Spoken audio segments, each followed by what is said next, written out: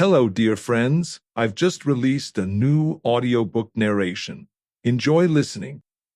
Mr. Hammett's San Francisco detective is on the job again, working on a mystery, the solution of which is so simple that you'll be ashamed of yourself for not figuring it out.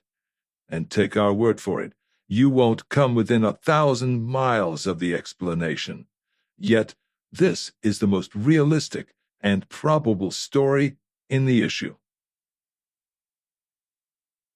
A plump maid with bold green eyes and a loose, full-lipped mouth led me up 2 flights of steps and into an elaborately furnished boudoir, where a woman in black sat at a window.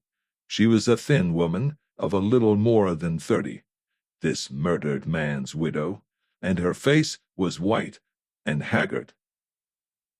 "You are from the Continental Detective Agency?" she asked, before I was 2 steps inside the room. "Yes." "I want you to find my husband's murderer." Her voice was shrill, and her dark eyes had wild lights in them. "The police have done nothing. 4 days, and they have done nothing. They say it was a robber, but they haven't found him. They haven't found anything." "But, Mrs. Gilmore," I began, not exactly tickled to death with this explosion. "You must—" I know," she broke in, "but they have done nothing, I tell you. Nothing. I don't believe they've made the slightest effort. I don't believe they want to find him." "Him?" I asked, because she had started to say her. "You think it was a man?" She bit her lip and looked away from me, out of the window, to where San Francisco Bay, the distance making toys of its boats, was blue under the early afternoon sun. "I don't know," she said hesitantly. "It might have—" Her face spun toward me, a twitching face, and it seemed impossible that anyone could talk so fast, hurl words out so rapidly, one after the other. "I'll tell you. You can judge for yourself. Bernard wasn't faithful to me. There was a woman who calls herself Kara Kenbrook. She wasn't the first, but I learned about her last month. We quarreled. Bernard promised to give her up. Maybe he didn't. But if he did, I wouldn't put it past her. A woman like that would do anything. And down in my heart, I really believe she did it." "And you think the police don't want to arrest her?" "I didn't mean exactly that. I'm all unstrung and likely to say anything. Bernard was mixed up in politics, you know, and if the police found, or thought, that politics had anything to do with his death, they might— I don't know just what I mean. I'm a nervous, broken woman and full of crazy notions." She stretched a thin hand out to me. "Straighten out this tangle for me. Find the person who killed Bernard." I nodded with empty assurance, still not any too pleased with my client. "Do you know this Kenbrook woman?" I asked. "I've seen her on the street, and that's enough to know what sort of person she is." "Did you tell the police about her?" "No." She looked out of the window again, and then, as I waited, she added defensively, "The police detectives who came to see me acted as if they thought I might have killed Bernard. I was afraid to tell them that I had cause for jealousy. Maybe I shouldn't have kept quiet about that woman, but I didn't think she had done it until afterward, when the police failed to find the murderer. Then I began to think she had done it. But I couldn't make myself go to the police and tell them that I had withheld information. I knew what they'd think.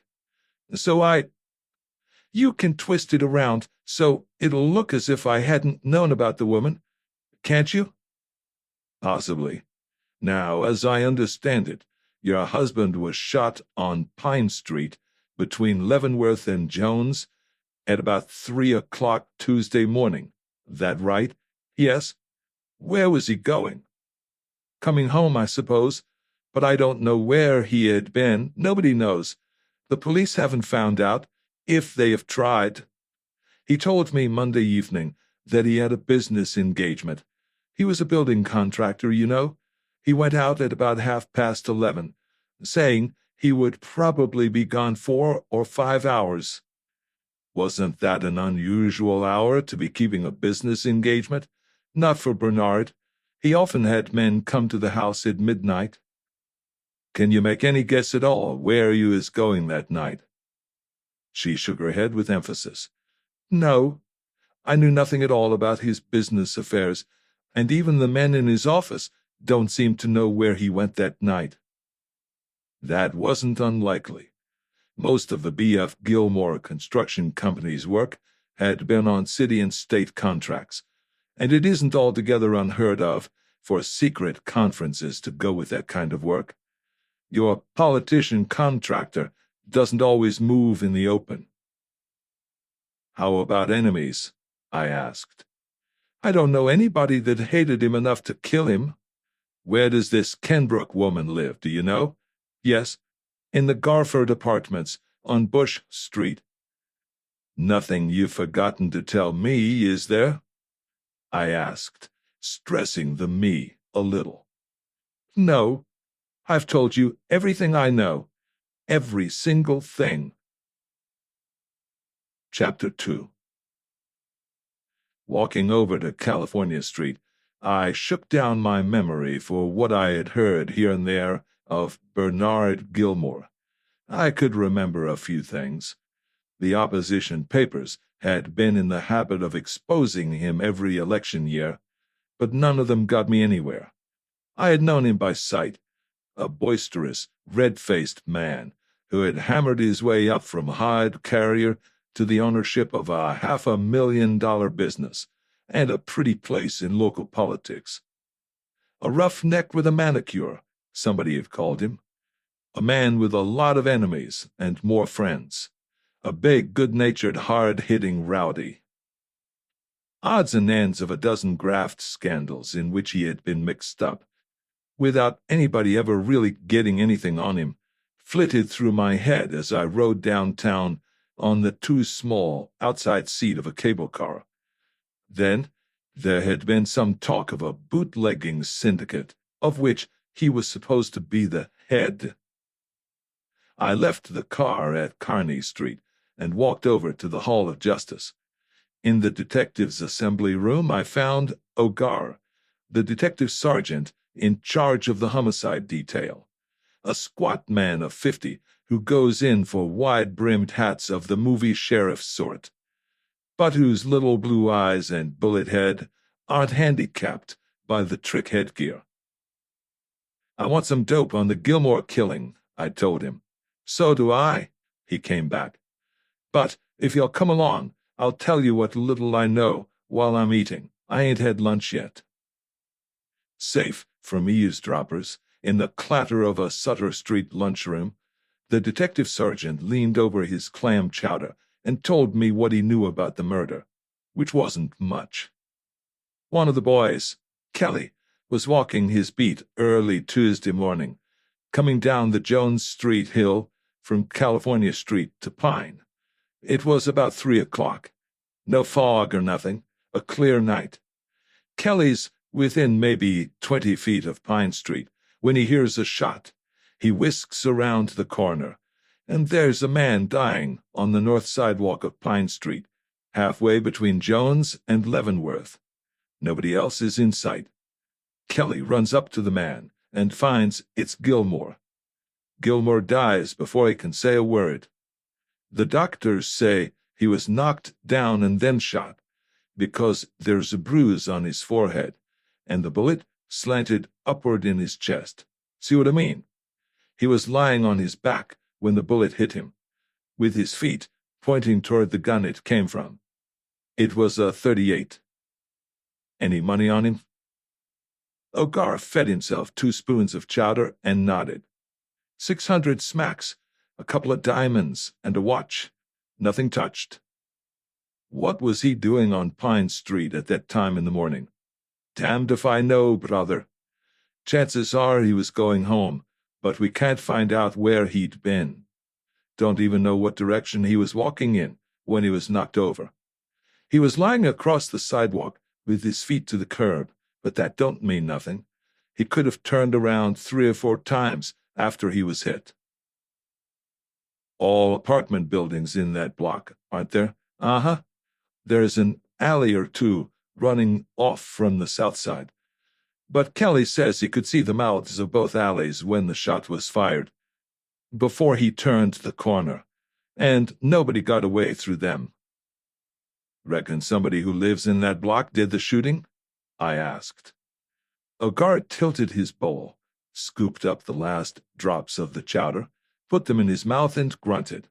Maybe, but we got nothing to show that Gilmore knew anybody in that block. Many people gather around afterward. A few. There's always people on the street to come running if anything happens. But Kelly says there wasn't anybody that looked wrong, just the ordinary night crowd. The boys gave the neighborhood a combing, but didn't turn up anything. Any cars around? Kelly says there wasn't, that he didn't see any, and couldn't have missed saying it if there'd been one. What do you think? I asked. He got to his feet, glaring at me. I don't think, he said disagreeably. I'm a police detective. I knew by that somebody had been panning him for not finding the murderer. I have a line on a woman, I told him. Want to come along and talk to her with me? I want to, he growled, but I can't. I got to be in court this afternoon, in half an hour. Chapter 3. In the vestibule of the Garford Apartments, I pressed the button tagged Miss Kara Kenbrook several times before the door clicked open. Then I mounted a flight of stairs and walked down a hall to her door. It was opened presently by a tall girl of 23 or 4 in a black and white crepe dress. Miss Kara Kenbrook? Yes. I gave her a card. One of those that tell the truth about me. I'd like to ask you a few questions. May I come in? Do. Languidly, she stepped aside for me to enter, closed the door behind me, and led me back into a living room that was littered with newspapers, cigarettes in all stages of consumption, from unlighted freshness to cold ash, and miscellaneous articles of feminine clothing. She made room for me on a chair by dumping off a pair of pink silk stockings and a hat, and sat herself on some magazines that occupied another chair. I'm interested in Bernard Gilmore's death, I said, watching her face. It wasn't a beautiful face, although it should have been. Everything was there. Perfect features, smooth white skin, big, almost enormous brown eyes. But the eyes were dead dull, and the face was as empty of expression as a china doorknob, and what I said didn't change it. Bernard Gilmore, she said without interest. Oh, yes. You and he were pretty close friends, weren't you? I asked, puzzled by her blankness. We had been, yes. What do you mean by had been? She pushed back a lock of her short-cut brown hair with a lazy hand. I gave him the air last week, she said casually, as if speaking of something that had happened years ago. When was the last time you saw him? Last week. Monday, I think. A week before he was killed. Was that the time when you broke off with him? Yes. Have a row or part friends? Not exactly either. I just told him that I was through with him. How did he take it? It didn't break his heart. I guess he'd heard the same thing before. Where were you the night he was killed? At the coffee cup, eating and dancing with friends until about 1 o'clock. Then I came home and went to bed. Why did you split with Gilmore? Couldn't stand his wife. Huh? She was a nuisance. This without the faintest glint of either annoyance or humor.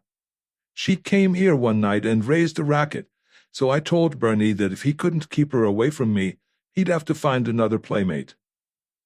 Have you any idea who might have killed him? I asked. Not unless it was his wife. These excitable women are always doing silly things. If you had given her a husband up, what reason would she have for killing him, do you think? I'm sure I don't know, she replied, with complete indifference. But I'm not the only girl that Bernie ever looked at. Think there were others, do you? Know anything, or are you just guessing? I don't know any names, she said, but I'm not just guessing. I let that go at that and switched back to Mrs. Gilmore, wondering if this girl could be full of dope.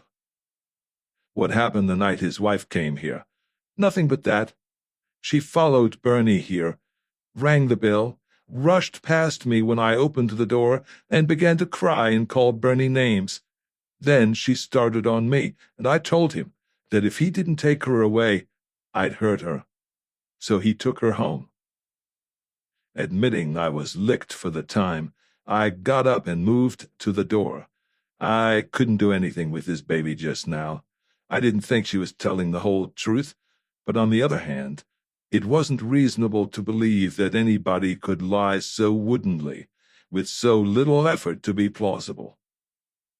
I may be back later, I said, as she let me out. All right. Her manner didn't even suggest that she hoped I wouldn't. Chapter 4. From this unsatisfactory interview, I went to the scene of the killing, only a few blocks away, to get a look at the neighborhood. I found the block just as I had remembered it, and as Ogar had described it, lined on both sides by apartment buildings with two blind alleys, one of which was dignified with a name, Toucharet Street, running from the south side. The murder was 4 days old. I didn't waste any time snooping around the vicinity, but after strolling the length of the block, boarded a Hyde Street car, transferred at California Street, and went up to see Mrs. Gilmore again. I was curious to know why she hadn't told me about her call on Kara Kenbrook.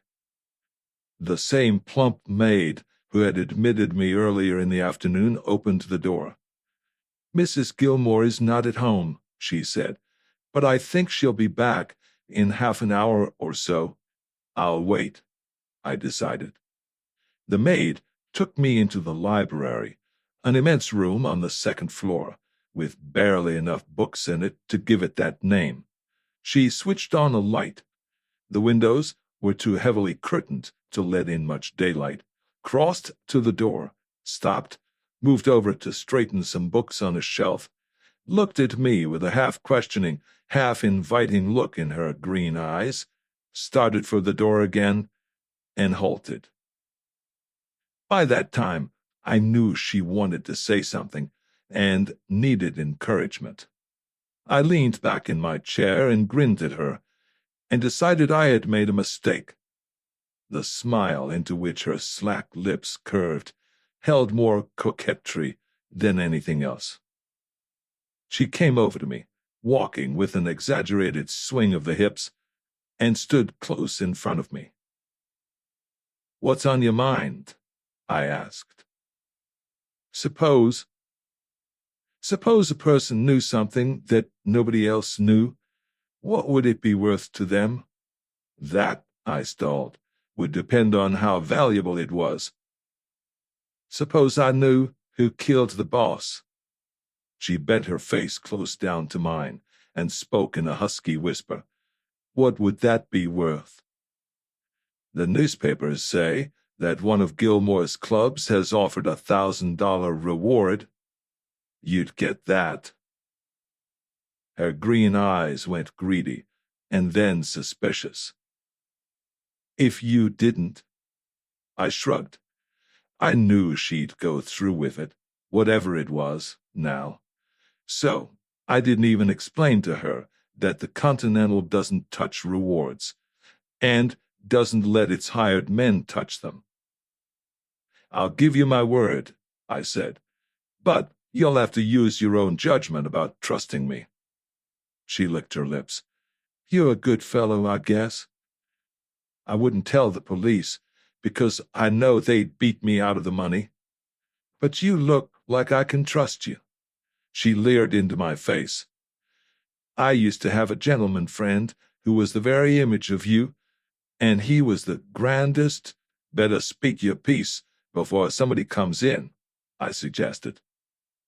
She shot a look at the door, cleared her throat, licked her loose mouth again, and dropped on one knee beside my chair. "I was coming home late Monday night, the night the boss was killed, and was standing in the shadows saying good night to my friend, when the boss came out of the house and walked down the street, and he had hardly got to the corner when she, Mrs. Gilmore, came out and went down the street after him, not trying to catch up with him, you understand, but following him. What do you think of that?" "What do you think of it?" "I think that she finally woke up to the fact that all of her Bernie's dates didn't have anything to do with the building business." "Do you know that they didn't?" "Do I know it? I knew that man. He liked 'em all." She smiled into my face, a smile that suggested all evil. "I found that out soon after I first came here." "Do you know when Mrs. Gilmore came back that night? What time?" "Yes," she said, "at 3:30. "Sure?" "Absolutely. After I got undressed, I got a blanket and sat at the head of the front stairs. My room's in the rear of the top floor. I wanted to see if they came home together, and if there was a fight. After she came in alone, I went back to my room, and it was just 25 minutes to 4 then. I looked at my alarm clock." "Did you see her when she came in?" "Just to the top of her head and shoulders when she turned toward her room at the landing." "What's your name?" I asked. "Lena Best." "All right, Lena," I told her. "If this is the goods, I'll see that you collect on it. Keep your eyes open, and if anything else turns up, you can get in touch with me at the Continental office. Now you'd better beat it, so nobody will know we've had our heads together." Alone in the library, I cocked an eye at the ceiling and considered the information Lena Best had given me. But I soon gave that up. No use trying to guess at things that will work out for themselves in a while. I found a book and spent the next half hour reading about a sweet young she-chump and a big, strong he-chump and all their troubles. Then Mrs. Gilmore came in, apparently straight from the street. I got up and closed the doors behind her, while she watched me with wide eyes. "Mrs. Gilmore," I said when I faced her again, "why didn't you tell me that you followed your husband the night he was killed?" "That's a lie," she cried, but there was no truth in her voice. "That's a lie." "Don't you think you're making a mistake?" I urged. "Don't you think you'd better tell me the whole thing?" She opened her mouth, but only a dry, sobbing sound came out, and she began to sway with a hysterical rocking motion, the fingers of one black-gloved hand plucking at her lower lip, twisting and pulling it. I stepped to her side and set her down in the chair I had been sitting in, making foolish clucking sounds, meant to soothe her with my tongue. A disagreeable 10 minutes, and gradually she pulled herself together. Her eyes lost their glassiness, and she stopped clawing at her mouth. "I did follow him." It was a hoarse whisper, barely audible. Then she was out of the chair, kneeling, with arms held up to me, and her voice was a thin scream. "But I didn't kill him. I didn't. Please believe that I didn't." I picked her up and put her back in the chair. "I didn't say you did. Just tell me what did happen." "I didn't believe him when he said he had a business engagement," she moaned. "I didn't trust him. He had lied to me before. I followed him to see if he went to that woman's rooms." "Did he?" "No. He went into an apartment house on Pine Street, in the block where he was killed. I don't know exactly which house it was. I was too far behind him to make sure, but I saw him go up the steps and into one, near the middle of the block. And then what did you do? I waited, hiding in a dark doorway across the street. I knew the woman's apartment was on Bush Street, but I thought she might have moved or be meeting him here. I waited a long time, shivering and trembling. It was chilly, and I was frightened, afraid somebody would come into the vestibule where I was. But I made myself stay. I wanted to see if he came out alone or if that woman came out. I had a right to do it. He had deceived me before. It was terrible, horrible, crouching there in the dark, cold and scared. Then, it must have been about 2:30. I couldn't stand it any longer. I decided to telephone the woman's apartment and find out if she were home. I went down to an all-night luncheon on Ellis Street and called her up. Was she home? No. I tried for 15 minutes or maybe longer, but nobody answered the phone. So I knew she was in that Pine Street building. And what did you do then? I went back there, determined to wait until he came out. I walked up Jones Street. When I was between Bush and Pine, I heard a shot. I thought it was a noise made by an automobile then, but now I know that it was the shot that killed Bernie. When I reached the corner of Pine and Jones, I could see a policeman bending over Bernie on the sidewalk, and I saw people gathering around. I didn't know then that it was Bernie lying on the sidewalk, in the dark, and at that distance, I couldn't even see whether it was a man or a woman. I was afraid that Bernard would come out and see what was going on, or look out of a window and discover me, so I didn't go down that way. I was afraid to stay in the neighborhood now, for fear the police would ask me what I was doing loitering in the street at 3 a.m, and have it come out that I had been following my husband. So I kept on walking up Jones Street to California, and then straight home.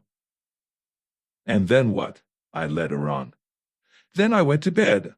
I didn't go to sleep, lay there worrying over Bernie, but still not thinking it was he I had seen lying in the street. At 9 o'clock that morning, 2 police detectives came and told me Bernie had been killed. They questioned me so sharply that I was afraid to tell them the whole truth. If they had known I had reason for being jealous and had followed my husband that night, they would have accused me of shooting him. And what could I have done? Everybody would have thought me guilty. So I didn't say anything about the woman. I thought they'd find the murderer, and then everything would be all right. I didn't think she had done it then, or I would have told you the whole thing the first time you were here. But 4 days went by without the police finding the murderer, and I began to think they suspected me. It was terrible. I couldn't go to them and confess that I had lied to them, and I was sure that the woman had killed him, and that the police had failed to suspect her because I hadn't told them about her. So I employed you, but I was afraid to tell even you the whole truth. I thought that if I just told you there had been another woman, and who she was, you could do the rest without having to know that I had followed Bernie that night. I was afraid you would think I had killed him and would turn me over to the police if I told you everything. And now you do believe it, and you'll have me arrested, and they'll hang me. I know it. I know it. She began to rock crazily from side to side in her chair. Shh, I soothed her. You're not arrested yet. Shh. I didn't know what to make of her story. The trouble with these nervous, hysterical women is that you can't possibly tell when they're lying and when telling the truth unless you have outside evidence. Half of the time they themselves don't know. When you heard the shot, I went on when she had quieted down a bit, you were walking north on Jones between Bush and Pine. You could see the corner of Pine and Jones. Yes, clearly. See anybody? No, not until I reached the corner and looked down Pine Street. Then I saw a policeman bending over Bernie and 2 men walking toward them. Where were the two men? On Pine Street, east of Jones. They didn't have hats on, as if they had come out of a house when they heard the shot. Any automobiles in sight, either before or after you heard the shot? I didn't see or hear any. I have some more questions, Mrs. Gilmore, I said, but I'm in a hurry now. Please, don't go out until you hear from me again.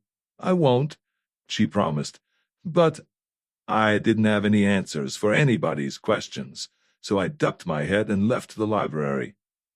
Near the street door, Lena Best appeared out of a shadow, her eyes bright and inquisitive. Stick around, I said, without any meaning at all, stepped around her, and went on out into the street. Chapter 5. I returned then to the Garford apartments, walking, because I had a lot of things to arrange in my mind before I faced Kara Kenbrook again. And even though I walked slowly, they weren't all exactly filed in alphabetical order when I got there.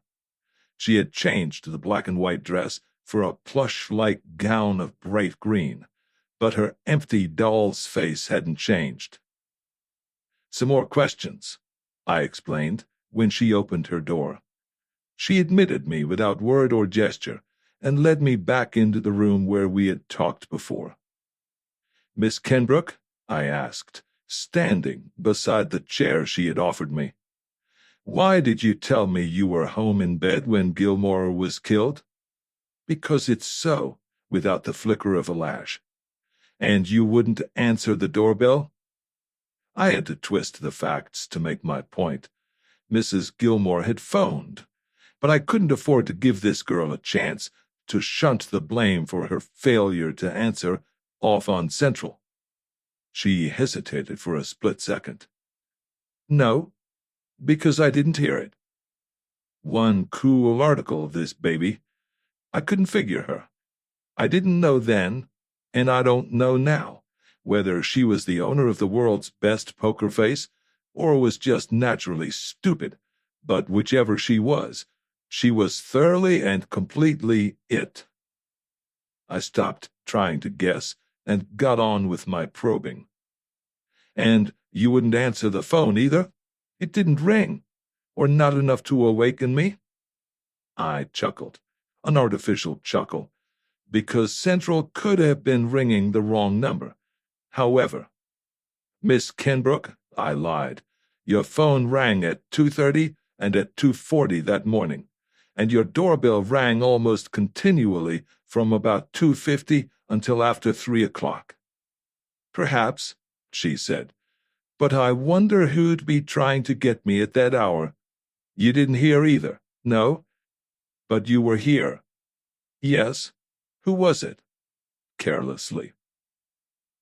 Get your hat, I bluffed, and I'll show them to you down at headquarters. She glanced down at the green gown and walked toward an open bedroom door. I suppose I'd better get a cloak, too, she said. Yes, I advised her, and bring your toothbrush. She turned around then and looked at me, and for a moment it seemed that some sort of expression, surprise maybe, was about to come into her big brown eyes, but none actually came. The eyes stayed dull and empty. You mean you're arresting me? Not exactly. But if you stick to your story about being home in bed at 3 o'clock last Tuesday morning, I can promise you will be arrested.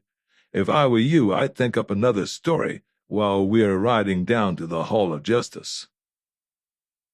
She left the doorway slowly and came back into the room, as far as a chair that stood between us, put her hands on its back, and leaned over it to look at me.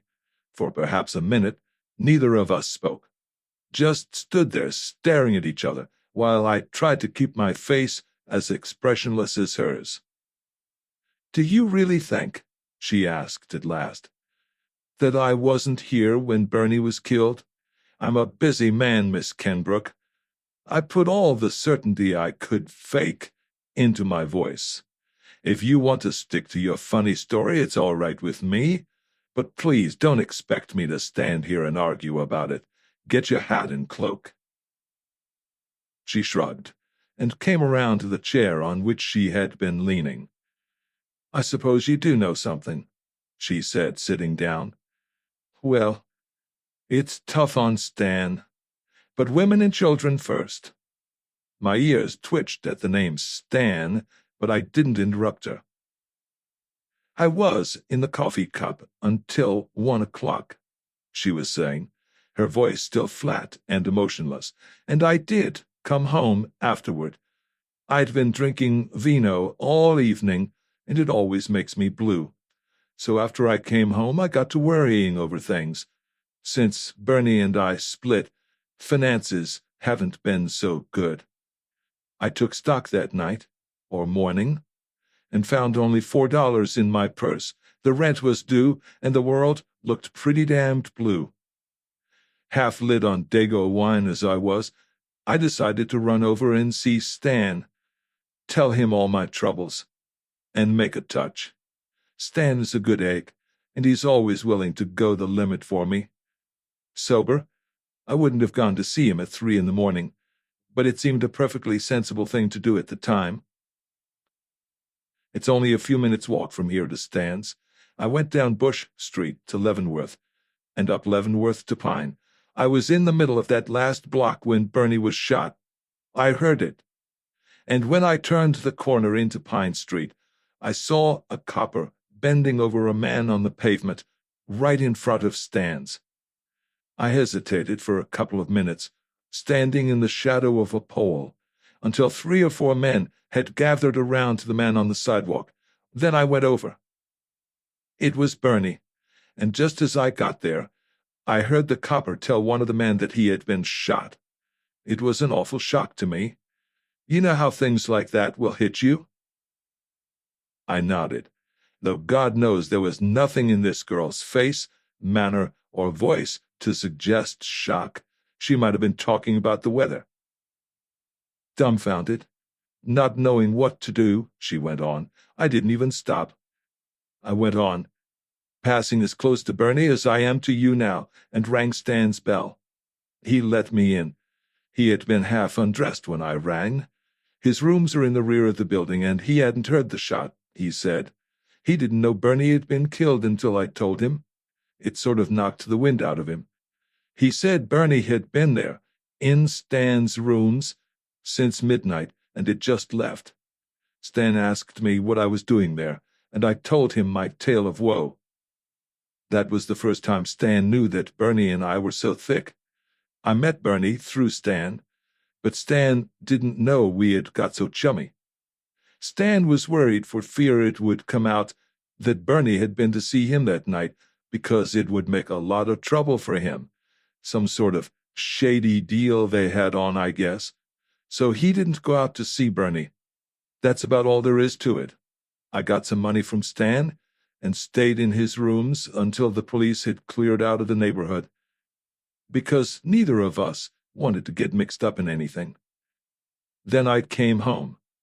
That's straight, on the level. Why didn't you get this off your chest before? I demanded, knowing the answer. It came. I was afraid. Suppose I told about Bernie throwing me down, and said I was close to him, a block or so away when he was killed, and was half full of vino? The first thing everybody would have said was that I had shot him. I'd lie about it still, if I thought you'd believe me. So Bernie was the one who broke off, and not you. Oh, yes, she said lightly. Chapter 6. I lit a Fatima and breathed smoke in silence for a while, and the girl sat placidly watching me. Here I had 2 women, neither normal. Mrs. Gilmore was hysterical, abnormally nervous. This girl was dull, subnormal. One was the dead man's wife, the other his mistress, and each with reason for believing she had been thrown down for the other. Liars both, and both finally confessing that they had been near the scene of the crime at the time of the crime, though neither admitted seeing the other. Both, by their own accounts, had been, at that time, even further from normal than usual. Mrs. Gilmore filled with jealousy, Kara Kenbrook half-drunk. What was the answer? Either could have killed Gilmore, but hardly both, unless they had formed some sort of crazy partnership, and in that event... Suddenly, all the facts I had gathered, true and false, clicked together in my head. I had the answer, the one simple, satisfying answer. I grinned at the girl and set about filling in the gaps in my solution. "Who is Stan?" I asked. "Stanley Temmant." "He has something to do with the city." Stanley Temmant. I knew him by reputation. A key rattled in the hall door. The hall door opened and closed, and a man's footsteps came toward the open doorway of the room in which we were. A tall, broad-shouldered man in tweeds filled the doorway, a ruddy-faced man of 35 or so, whose appearance of athletic blonde wholesomeness was marred by close-set eyes of an indistinct blue. Seeing me, he stopped, a step inside the room. "Hello, Stan," the girl said lightly. "This gentleman is from the Continental Detective Agency.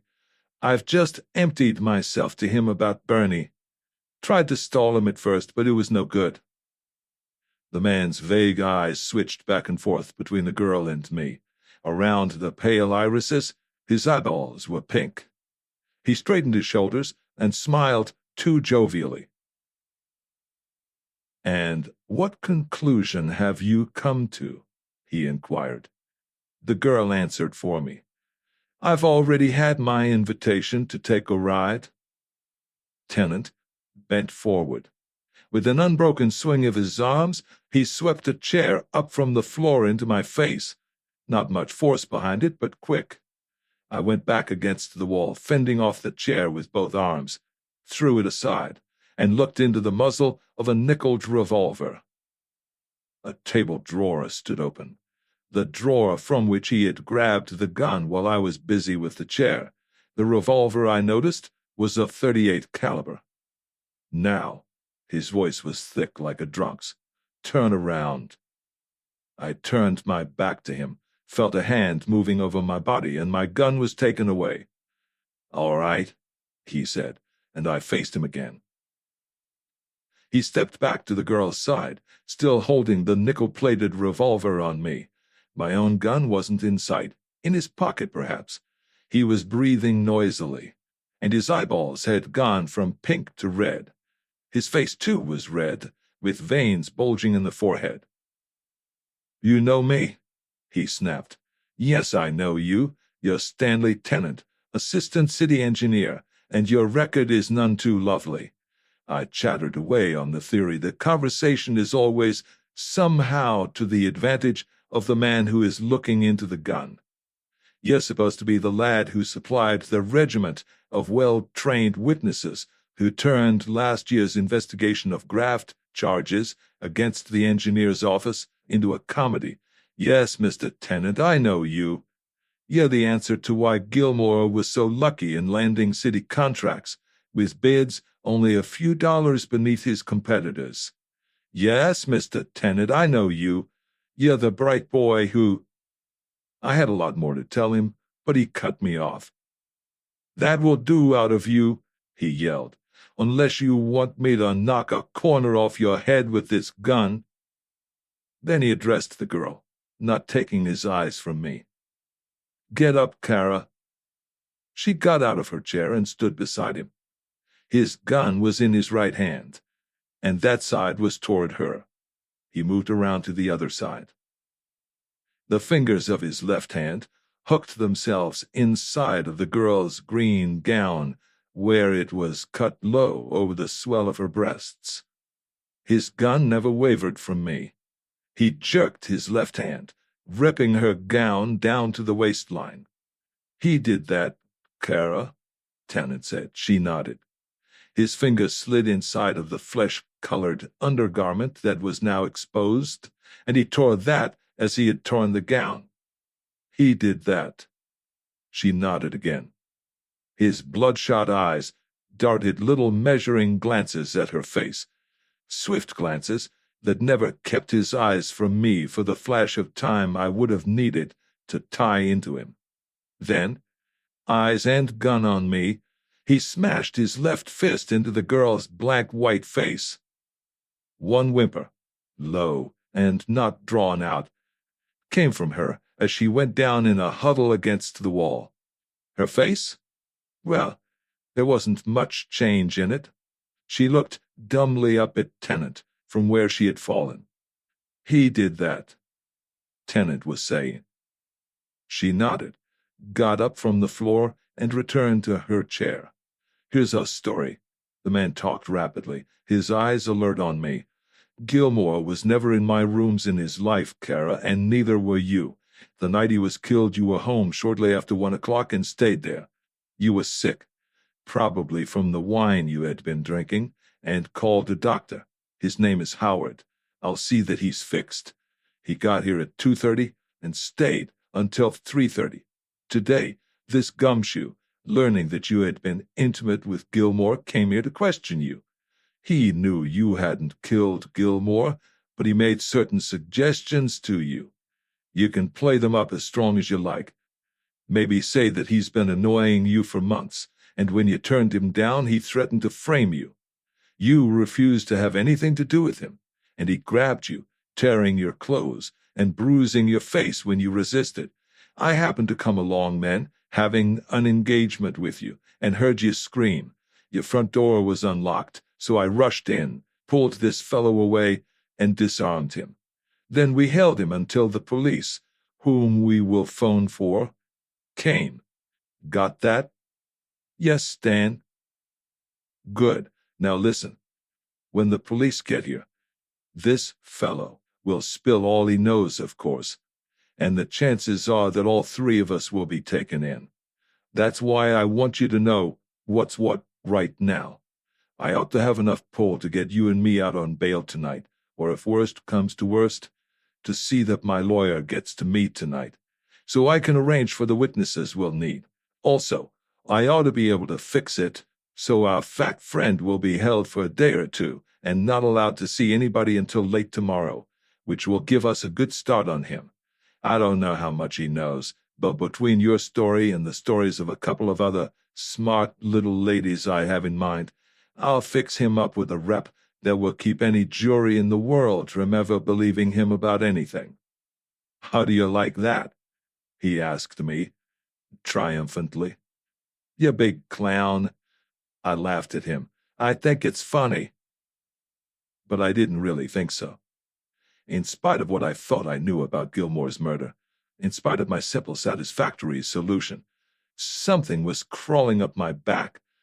My knees felt jerky, and my hands were wet with sweat. I had had people try to frame me before. No detective stays in the business long without having it happen, but I had never got used to it. There's a peculiar deadliness about the thing, especially if you know how erratic juries can be, that makes your flesh crawl, no matter how safe your judgment tells you you are. "Phone the police," Tennant told the girl, "and for God's sake, keep your stories straight." As he tried to impress that necessity on the girl, his eyes left me. I was perhaps 5 feet from him and his level gun. A jump, not straight at him, off to one side, put me close. The gun roared under my arm.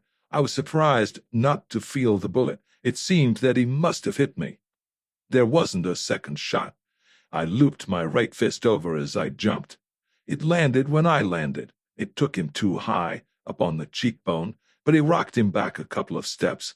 I don't know what happened to his gun. It wasn't in his hand anymore. I didn't stop to look for it. I was busy, crowding him back, not letting him set himself, staying close to him, driving at him with both hands. He was a head taller than I and had longer arms, but he wasn't any heavier or stronger. I suppose he hit me now and then as I hammered him across the room. He must have, but I didn't feel anything. I worked him into a corner, jammed him back in a corner with his legs cramped under him, which didn't give him much leverage to hit from. I got my left arm around his body, holding him where I wanted him, and I began to throw my right fist into him. I liked that. His belly was flabby, and it got softer every time I hit it. I hit it often. He was chopping at my face, but by digging my nose into his chest and holding it there, I kept my beauty from being altogether ruined. Meanwhile, I threw my right fist into him. Then I became aware that Kara Kenbrook was moving around behind me, and I remembered the revolver that had fallen somewhere when I had charged Tennant. I didn't like that, but there was nothing I could do about it, except put more weight in my punches. My own gun, I thought, was in one of his pockets, but neither of us had time to hunt for it now. Tennant's knees sagged the next time I hit him. Once more, I said to myself, and then I'll step back, let him have one on the button, and watch him fall. But I didn't get that far. Something that I knew was the missing revolver struck me on the top of the head. An ineffectual blow, not clean enough to stun me, but it took the steam out of my punches. Another. They weren't hard, these taps. But to hurt a skull with a hunk of metal, you don't have to hit it hard. I tried to twist away from the next bump, and failed. Not only failed, but let Tennant wiggle away from me. That was the end. I wheeled on the girl, just in time to take another rap on the head, and then one of Tennant's fists took me over the ear. I went down in one of those falls that gets pugs called quitters. My eyes were open. My mind was alive. But my legs and arms wouldn't lift me up from the floor. Tennant took my own gun out of a pocket, and with it held on me, sat down in a Morris chair, to gasp for the air I had pounded out of him. The girl sat in another chair, and I, finding I could manage it, sat up in the middle of the floor and looked at them. Tennant spoke, still panting. "This is fine. All the signs of a struggle. We need to make our story good." "If they don't believe you're in a fight," I suggested sourly, pressing my aching head with both hands. "You can strip and show them your little tummy, and you can show them this." He leaned down and split my lip with a punch that spread me on my back. Anger brought my legs to life. I got up on them. Tennant moved around behind the Morris chair. My black gun was steady in his hand. "Go easy," he warned me. "My story will work if I have to kill you. Maybe work better." That was sense. I stood still. "Phone the police, Kara," he ordered. She went out of the room, closing the door behind her, and all I could hear of her talk was a broken murmur. Chapter 7. 10 minutes later, 3 uniformed policemen arrived. All 3 knew Tennant, and they treated him with respect. Tennant reeled off the story he and the girl had cooked up, with a few changes to take care of the shot that had been fired from the nickeled gun, and our roughhouse. She nodded her head vigorously whenever a policeman looked at her. Tennant turned both guns over to the white-haired sergeant in charge.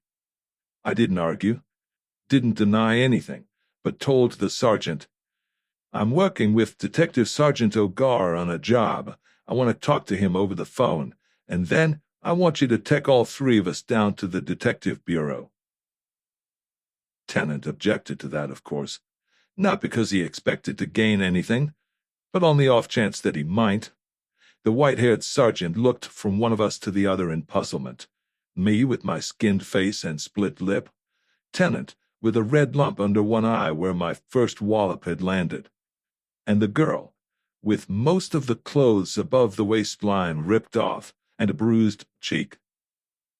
"It has a queer look, this thing," the sergeant decided aloud, "and I shouldn't wonder but what the Detective Bureau was the place for the lot of you." One of the patrolmen went into the hall with me, and I got O'Gar on the phone at his home. It was nearly 10 o'clock by now, and he was preparing for bed. "Cleaning up the Gilmore murder," I told him. "Meet me at the hall. Will you get hold of Kelly, the patrolman who found Gilmore, and bring him down there? I want him to look at some people."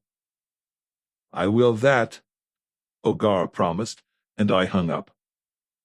The wagon in which the 3 policemen had answered Kara Kenbrook's call carried us down to the Hall of Justice, where we all went into the captain of detectives' office. McTighe, a lieutenant, was on duty.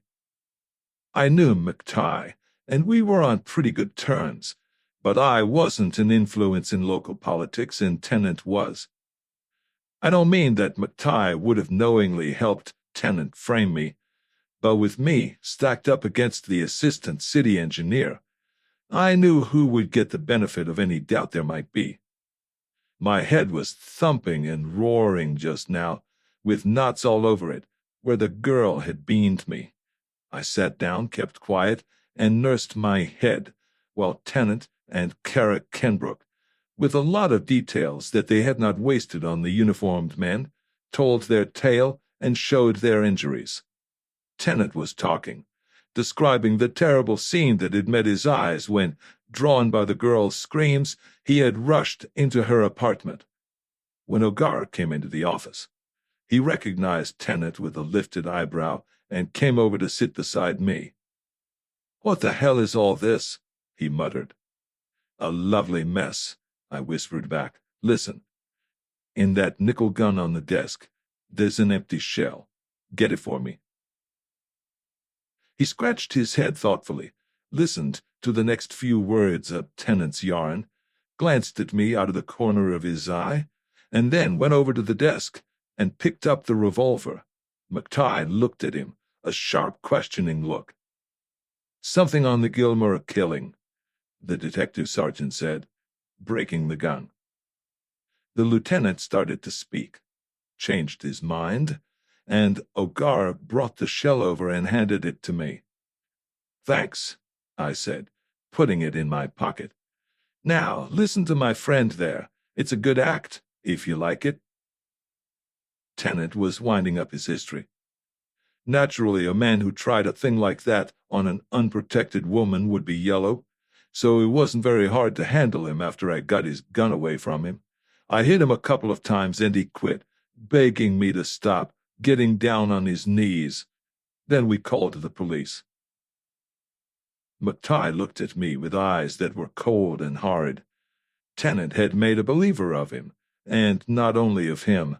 The police sergeant and his 2 men were glowering at me. I suspected that even Ogar, with whom I had been through a dozen storms, would have been half convinced, if the engineer hadn't added the neat touches about my kneeling. "Well, what have you got to say?" McTighe challenged me, in a tone which suggested that it didn't make much difference what I said. "I've got nothing to say about this dream," I said shortly. "I'm interested in the Gilmore murder, not in this stuff." I turned to Ogar. "Is the patrolman here?" The detective sergeant went to the door and called, "Oh, Kelly." Kelly came in, a big, straight-standing man with iron-gray hair and an intelligent fat face. "You found Gilmore's body?" I asked. "I did." I pointed at Kara Kenbrook. "Ever see her before?" His gray eyes studied her carefully. "Not that I remember," he answered. "Did she come up the street while you were looking at Gilmore and go into the house he was lying in front of?" "She did not." I took out the empty shell Ogar had got for me and chucked it down on the desk in front of the patrolman. "Kelly," I asked, "why did you kill Gilmore?" Kelly's right hand went under his coat tail at his hip. I jumped for him. Somebody grabbed me by the neck. Somebody else piled on my back. McTighe aimed a big fist at my face, but it missed. My legs had been suddenly kicked from under me, and I went down hard with men all over me. When I was yanked to my feet again, Big Kelly stood straight up by the desk, weighing his service revolver in his hand. His clear eyes met mine, and he laid the weapon on the desk. Then he unfastened his shield and put it with the gun. "It was an accident," he said simply. By this time, the birds who had been manhandling me woke up to the fact that maybe they were missing part of the play, that maybe I wasn't a maniac. Hands dropped off me, and presently everybody was listening to Kelly. He told his story with unhurried evenness, his eyes never wavering or clouding. A deliberate man, though unlucky. I was walking my beat that night, and as I turned the corner of Jones into Pine, I saw a man jump back from the steps of a building into the vestibule. A burglar, I thought, and cat-footed it down there. It was a dark vestibule, and deep, and I saw something that looked like a man in it, but I wasn't sure. "Come out of there," I called, but there was no answer. I took my gun in my hand and started up the steps. I saw him move just then, coming out. And then my foot slipped. It was worn smooth, the bottom step, and my foot slipped. I fell forward, the gun went off, and the bullet hit him. He had come out a ways by then, and when the bullet hit him, he toppled over footwise, tumbling down the steps onto the sidewalk. When I looked at him, I saw it was Gilmore. I knew him to say howdy to, and he knew me, which is why he must have ducked out of sight when he saw me coming around the corner. He didn't want me to see him coming out of a building where I knew Mr. Tennant lived, I suppose, thinking I'd put two and two together and maybe talk. I don't say that I did the right thing by lying, but it didn't hurt anybody. It was an accident. But he was a man with a lot of friends up in high places, and, accident or no, I stood a good chance of being broke and maybe sent over for a while. So I told my story the way you people know it. I couldn't say I'd seen anything suspicious without maybe putting the blame on some innocent party, and I didn't want that. I'd made up my mind that if anybody was arrested for the murder and things looked bad for them, I'd come out and say I'd done it. Home, you'll find a confession, all written out in case something happened to me, so nobody else would ever be blamed. That's why I had to say I'd never seen the lady here. I did see her, saw her go into the building that night, the building Gilmore had come out of. But I couldn't say so without making it look bad for her, so I lied. I could have thought up a better story if I'd had more time, I don't doubt, but I had to think quick. Anyways, I'm glad it's all over. Chapter 8. Kelly and the other uniformed policemen had left the office, which now held McTighe, O'Gara, Kara Kenbrook, Tennant, and me. Tennant had crossed to my side and was apologizing. "I hope you'll let me square myself for this evening's work. But you know how it is when somebody you care for is in a jam? I'd have killed you if I had thought it would help Kara. On the level. Why didn't you tell us that you didn't suspect her?" "But I did suspect the pair of you," I said. "It looked as if Kelly had to be the guilty one, but you people carried on so much that I began to feel doubtful. For a while it was funny, you thinking she had done it and she thinking you had, though I suppose each had sworn to his or her innocence. But after a time it stopped being funny. You carried it too far." "How did you rap to Kelly?" O'Gara at my shoulder asked. Footnote. Rap to? Figure out. End of footnote. Miss Kenbrook was walking north on Leavenworth and was halfway between Bush and Pine when the shot was fired. She saw nobody, no cars, until she rounded the corner. Mrs. Gilmore, walking north on Jones, was about the same distance away when she heard the shot, and she saw nobody until she reached Pine Street. If Kelly had been telling the truth, she would have seen him on Jones Street. He said he didn't turn the corner until after the shot was fired. Either of the women could have killed Gilmore, but hardly both, and I doubted that either could have shot him and got away without running into Kelly or the other. Suppose both of them were telling the truth. What then? Kelly must have been lying. He was the logical suspect anyway, the nearest known person to the murdered man when the shot was fired. To back all this up, he had let Miss Kenbrook go into the apartment building at 3 o'clock in the morning, in front of which a man had just been killed, without questioning her or mentioning her in his report. That looked as if he knew who had done the killing. So I took a chance with the empty shell trick, it being a good bet that he would have thrown his away and would think that... McTighe's heavy voice interrupted my explanation. "How about this assault charge?" he asked, and had the decency to avoid my eye when I turned toward him with the others. Tennant cleared his throat. In view of the way things have turned out, and knowing that Miss Kenbrook doesn't want the disagreeable publicity that would accompany an affair of this sort, why, I'd suggest that we drop the whole thing." He smiled brightly from McTighe to me. "You know nothing has gone on the records yet." "Make the big heap play his hand out," Ogar growled in my ear. "Don't let him drop it."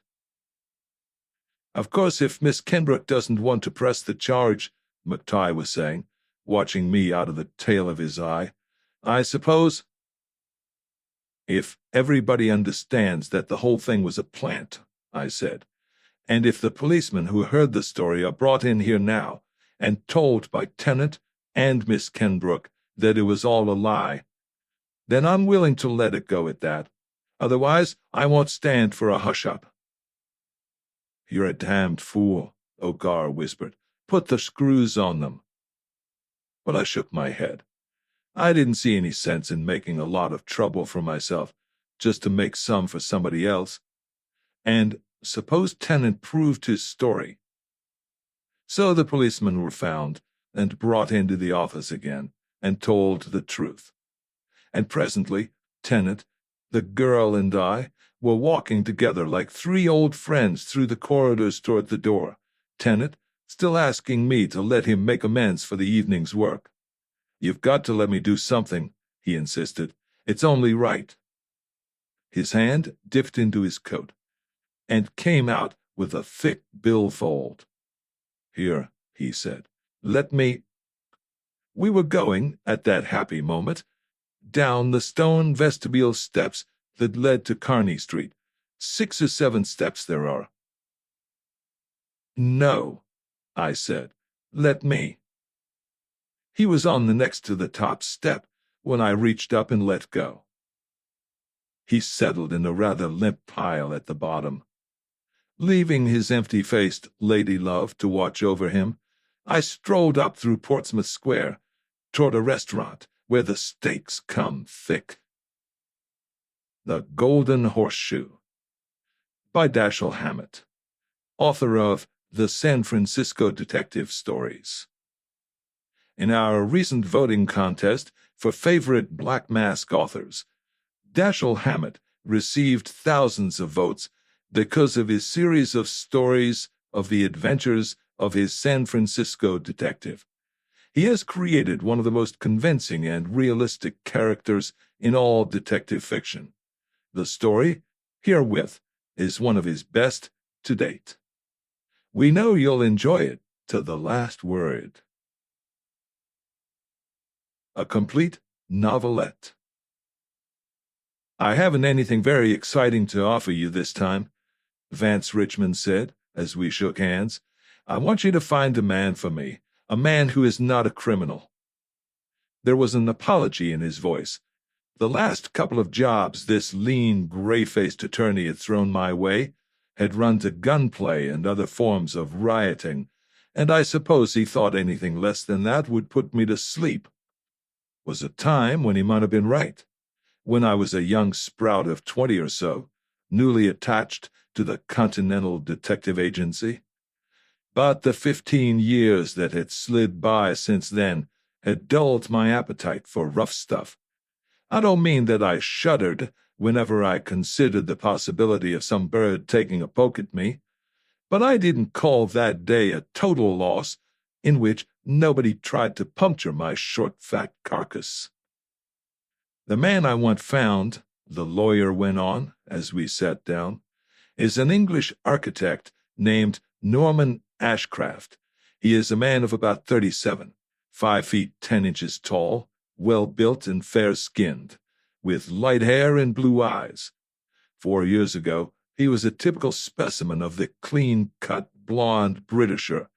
He may not be like that now. Those 4 years have been rather hard ones for him, I imagine. I want to find him for Mrs. Ashcraft, his wife. I know your agency's rule against meddling with family affairs, but I can assure you that no matter how things turn out, there will be no divorce proceedings in which you will be involved. Here is the story. 4 years ago, the Ashcrafts were living together in England, in Bristol. It seems that Mrs. Ashcraft is of a very jealous disposition, and he was rather high-strung. Furthermore, he had only what money he earned at his profession, while she had inherited quite a bit from her parents. Ashcraft was rather foolishly sensitive about being the husband of a wealthy woman, was inclined to go out of his way to show that he was not dependent upon her money, that he wouldn't be influenced by it. Foolish, of course, but just the sort of attitude a man of his temperament would assume. One night, she accused him of paying too much attention to another woman. They quarreled, and he packed up and left. She was repentant within a week, especially repentant since she had learned that her suspicion had had no foundation outside of her own jealousy. And she tried to find him, but he was gone. It became manifest that he had left England. She had him searched for in Europe, in Canada, in Australia, and in the United States.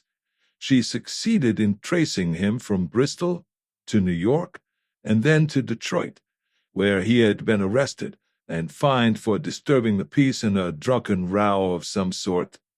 After that, he dropped out of sight until he bobbed up in Seattle 10 months later. The attorney hunted through the papers on his desk and found a memorandum.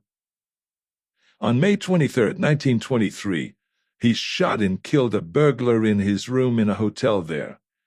The Seattle police seemed to have suspected that there was something funny about the shooting, but had nothing to hold Ashcraft on. The man he killed was undoubtedly a burglar.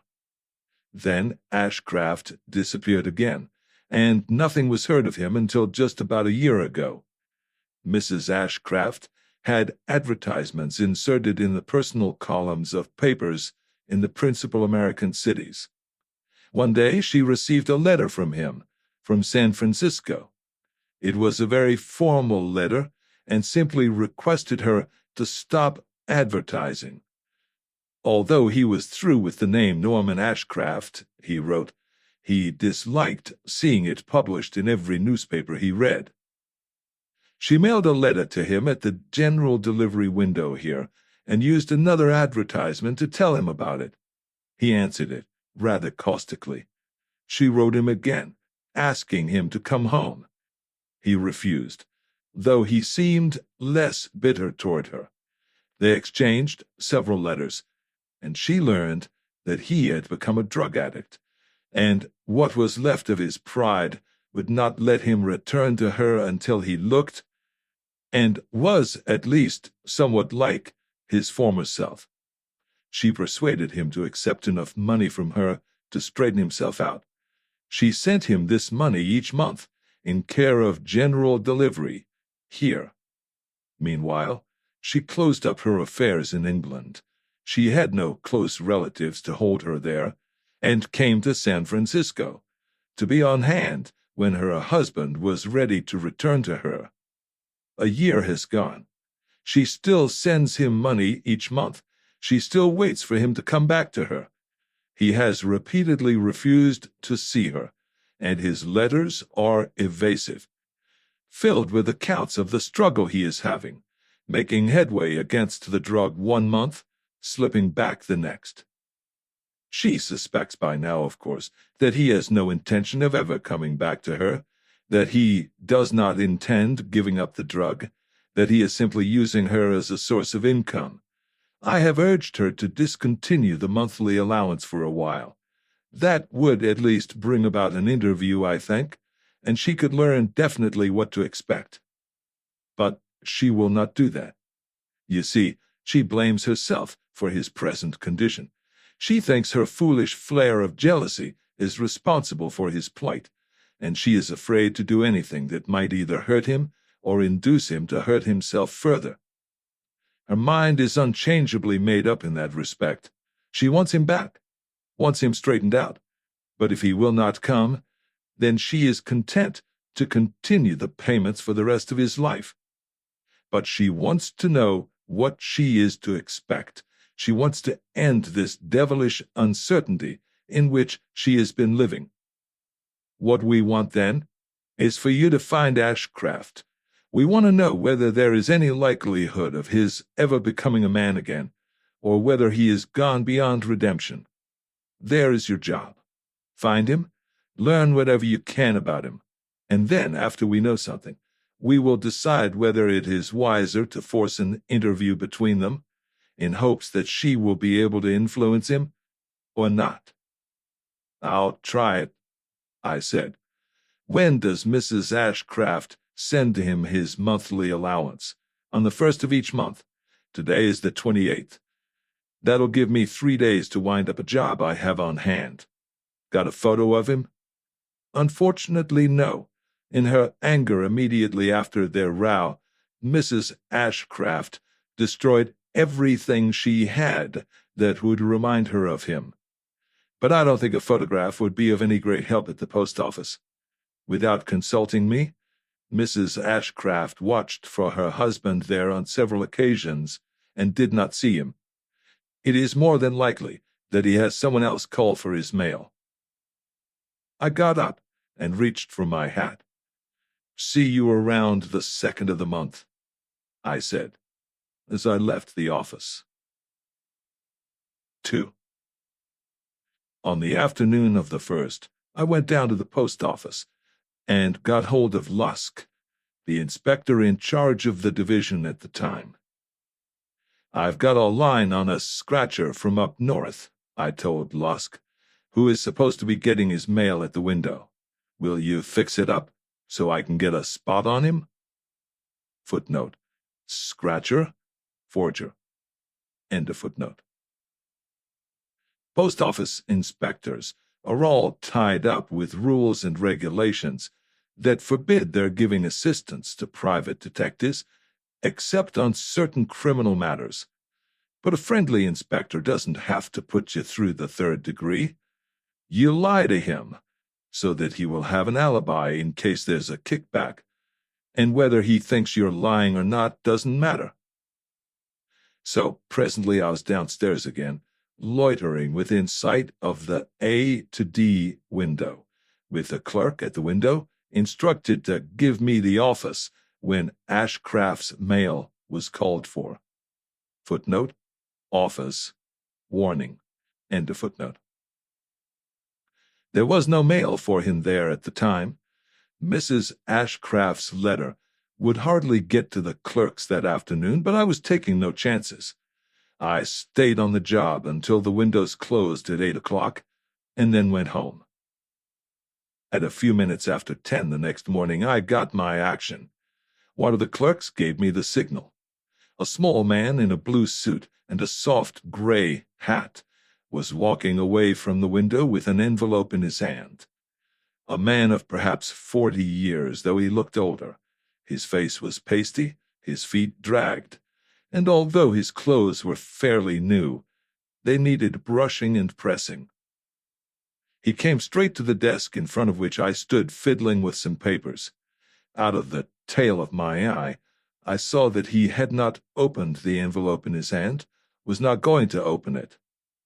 He took a large envelope from his pocket, and I got just enough of a glimpse of its front to see that it was already stamped and addressed. I twisted my neck out of joint trying to read the address, but failed.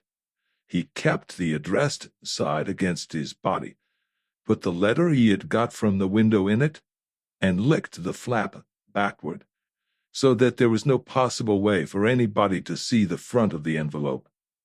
Then he rubbed the flap down carefully and turned toward the mailing slots. I went after him. There was nothing to do but to pull the always reliable stumble. I overtook him, stepped close, and faked a fall on the marble floor, bumping into him, grabbing him as if to regain my balance. It went rotten. In the middle of my stunt, my foot really did slip, and we went down on the floor like a pair of wrestlers, with him under me. To botch the trick thoroughly, he fell with the envelope pinned under him. I scrambled up, yanked him to his feet, mumbled an apology, and almost had to push him out of the way to beat him to the envelope that lay face down on the floor. I had to turn it over as I handed it to him in order to get the address. Mr. Edward Bohannon, Golden Horseshoe Cafe, Tijuana, Baja California, Mexico. I had the address, but I had tipped my mitt. There was no way in God's world for this little man in blue to miss knowing that I had been trying to get that address. I dusted myself off while he put his envelope through a slot. He didn't come back past me, but went on down toward the Mission Street exit.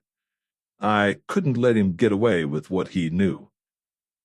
I didn't want Ashcraft tipped off before I got to him. I would have to try another trick, as ancient as the one the slippery floor had bungled for me. I set out after the little man again. Just as I reached his side, he turned his head to see if he was being followed. "Hello, Mickey," I hailed him. "How's everything in Shy?" "You got me wrong," he spoke out of the side of his gray-lipped mouth, not stopping. "I don't know nothing about Shy." His eyes were pale blue, with needle-point pupils, the eyes of a heroin or morphine user. "Quit stalling." I walked along at his side. We had left the building by this time and were going down Mission Street. "You fell off the Rattler only this morning." He stopped on the sidewalk and faced me. "Me? Who do you think I am?" "You're Mickey Parker. The Dutchman gave us the rap that you were headed here. They got him, if you don't already know it." "Ya cuckoo," he sneered. "I don't know what the hell you're talking about." That was nothing. Neither did I. I raised my right hand in my overcoat pocket. "Now I'll tell one," I growled at him, "and keep your hands away from your clothes, or I'll let the guts out of you." He flinched away from my bulging pocket. "Hey, listen, brother," he begged. "You got me wrong, on the level. My name ain't Mickey Parker, and I ain't been in Shy in 6 years. I've been here in Frisco for a solid year, and that's the truth. You got to show me." "I can do it," he exclaimed, all eagerness. "You come down the drag with me, and I'll show you. My name's Ryan, and I've been living around the corner here on 6th Street for 6 or 8 months. Footnote: drag, street, end of footnote. "Ryan?" I asked. "Yes, John Ryan." I chalked that up against him. Of course, there have been Ryans christened John, but not enough of them to account for the number of times that name appears in criminal records. I don't suppose there are 3 old-time yeggs in the country who haven't used the name at least once. It's the John Smith of Yegdom. Footnote: yeggs, burglars, end of footnote.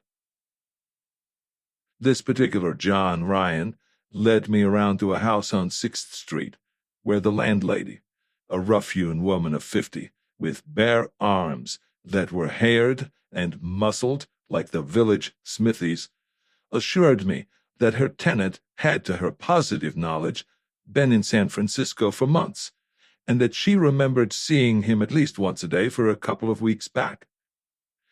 If I had been really suspicious that this Ryan was my mythical Mickey Parker from Chicago. I wouldn't have taken the woman's word for it, but as it was, I pretended to be satisfied. That seemed to be all right then.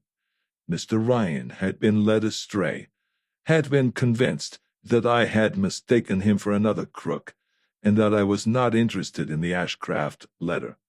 I would be safe, reasonably safe, in letting the situation go as it stood. But loose ends worry me, and you can't always count on people doing and thinking what you want. This bird was a hophead, and he had given me a phony-sounding name, so— "What do you do for a living?" I asked him.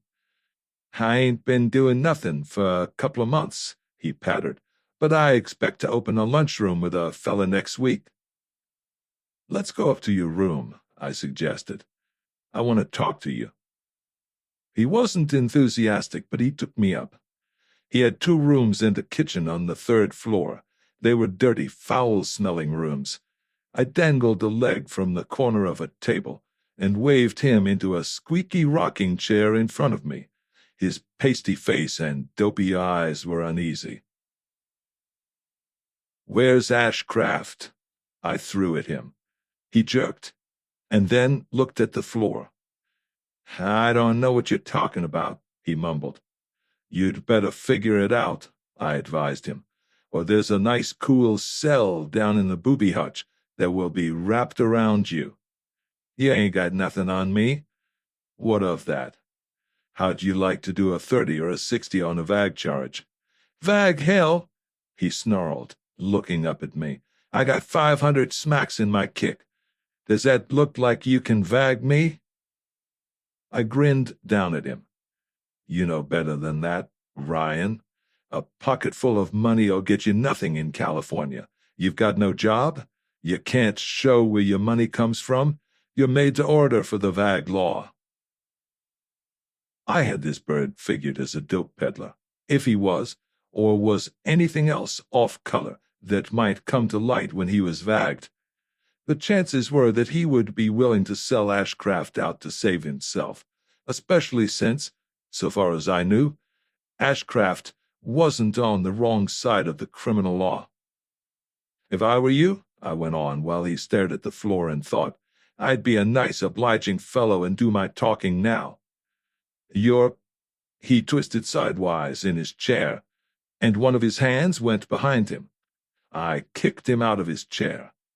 The table slipped under me, or I would have stretched him. As it was, the foot that I aimed at his jaw took him on the chest and carried him over backward, with the rocking chair piled on top of him. I pulled the chair off and took his gun, a cheap nickel-plated .32. Then I went back to my seat on the corner of the table. He had only that one flash of fight in him. He got up sniveling. "I'll tell you, I don't want no trouble, and it ain't nothing to me. I didn't know there was nothing wrong. This Ashcraft told me he was just stringing his wife along. He give me $10 a throw to get his letter every month and send it to him in Tijuana. I knowed him here, and when he went south 6 months ago, he's got a girl down there, I promised I'd do it for him. I knowed it was money. He said it was his alimony, but I didn't know there was nothing wrong. What sort of a hombre is this Ashcraft? What's his graft? I don't know. He could be a con man. He's got a good front. He's a Englishman, and mostly goes by the name of Ed Bohannon. He hits the hop. I don't use it myself." That was a good one. "But you know how it is in a burg like this.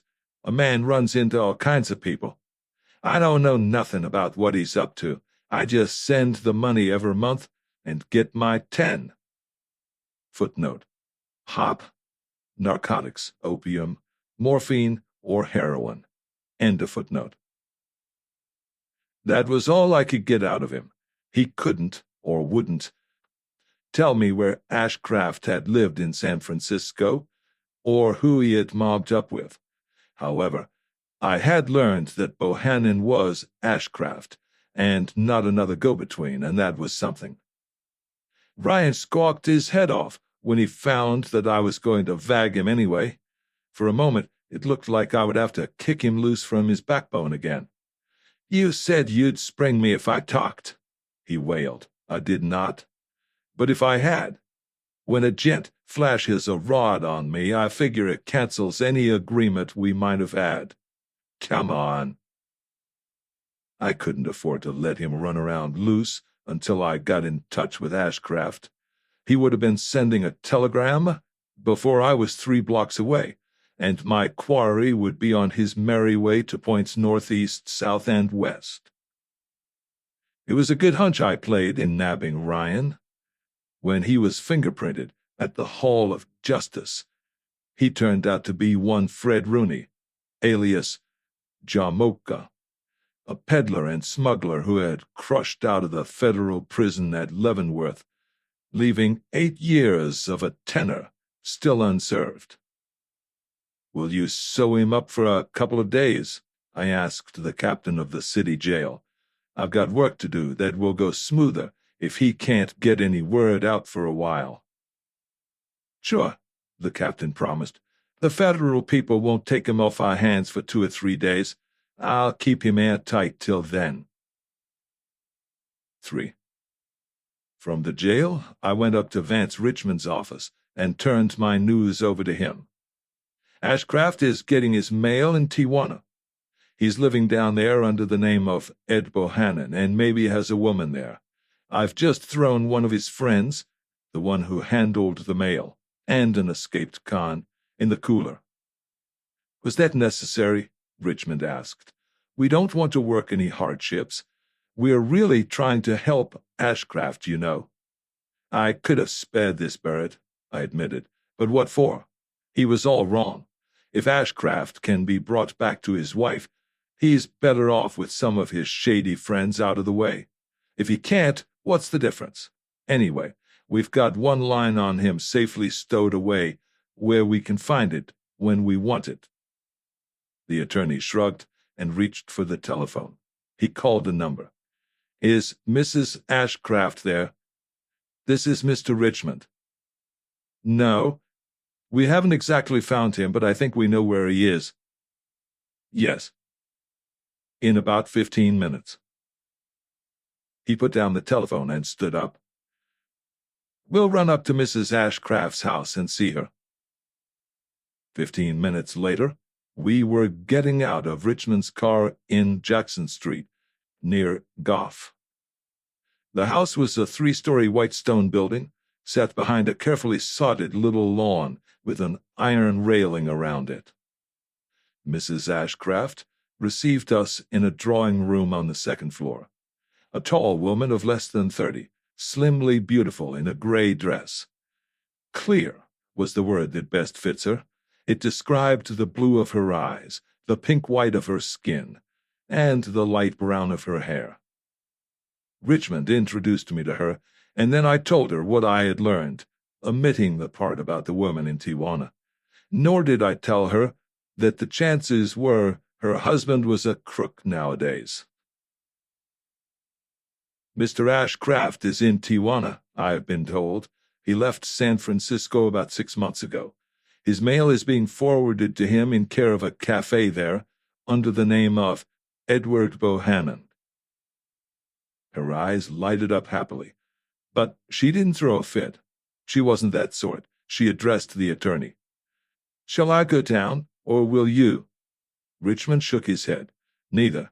You certainly shouldn't go, and I cannot, not at present. I must be in Eureka by the day after tomorrow, and shall have to spend several days there." He turned to me. "You'll have to go. You can no doubt handle it better than I could. You will know what to do and how to do it. There are no definite instructions I can give you. Your course will have to depend on Mr. Ashcraft's attitude and condition. Mrs. Ashcraft doesn't wish to force herself on him, but neither does she wish to leave anything undone that might help him." Mrs. Ashcraft held a strong, slender hand out to me. "You will do whatever you think wisest." It was partly a question, partly an expression of confidence. "I will," I promised. I liked this Mrs. Ashcraft. 4. Tijuana hadn't changed much in the 2 years I had been away.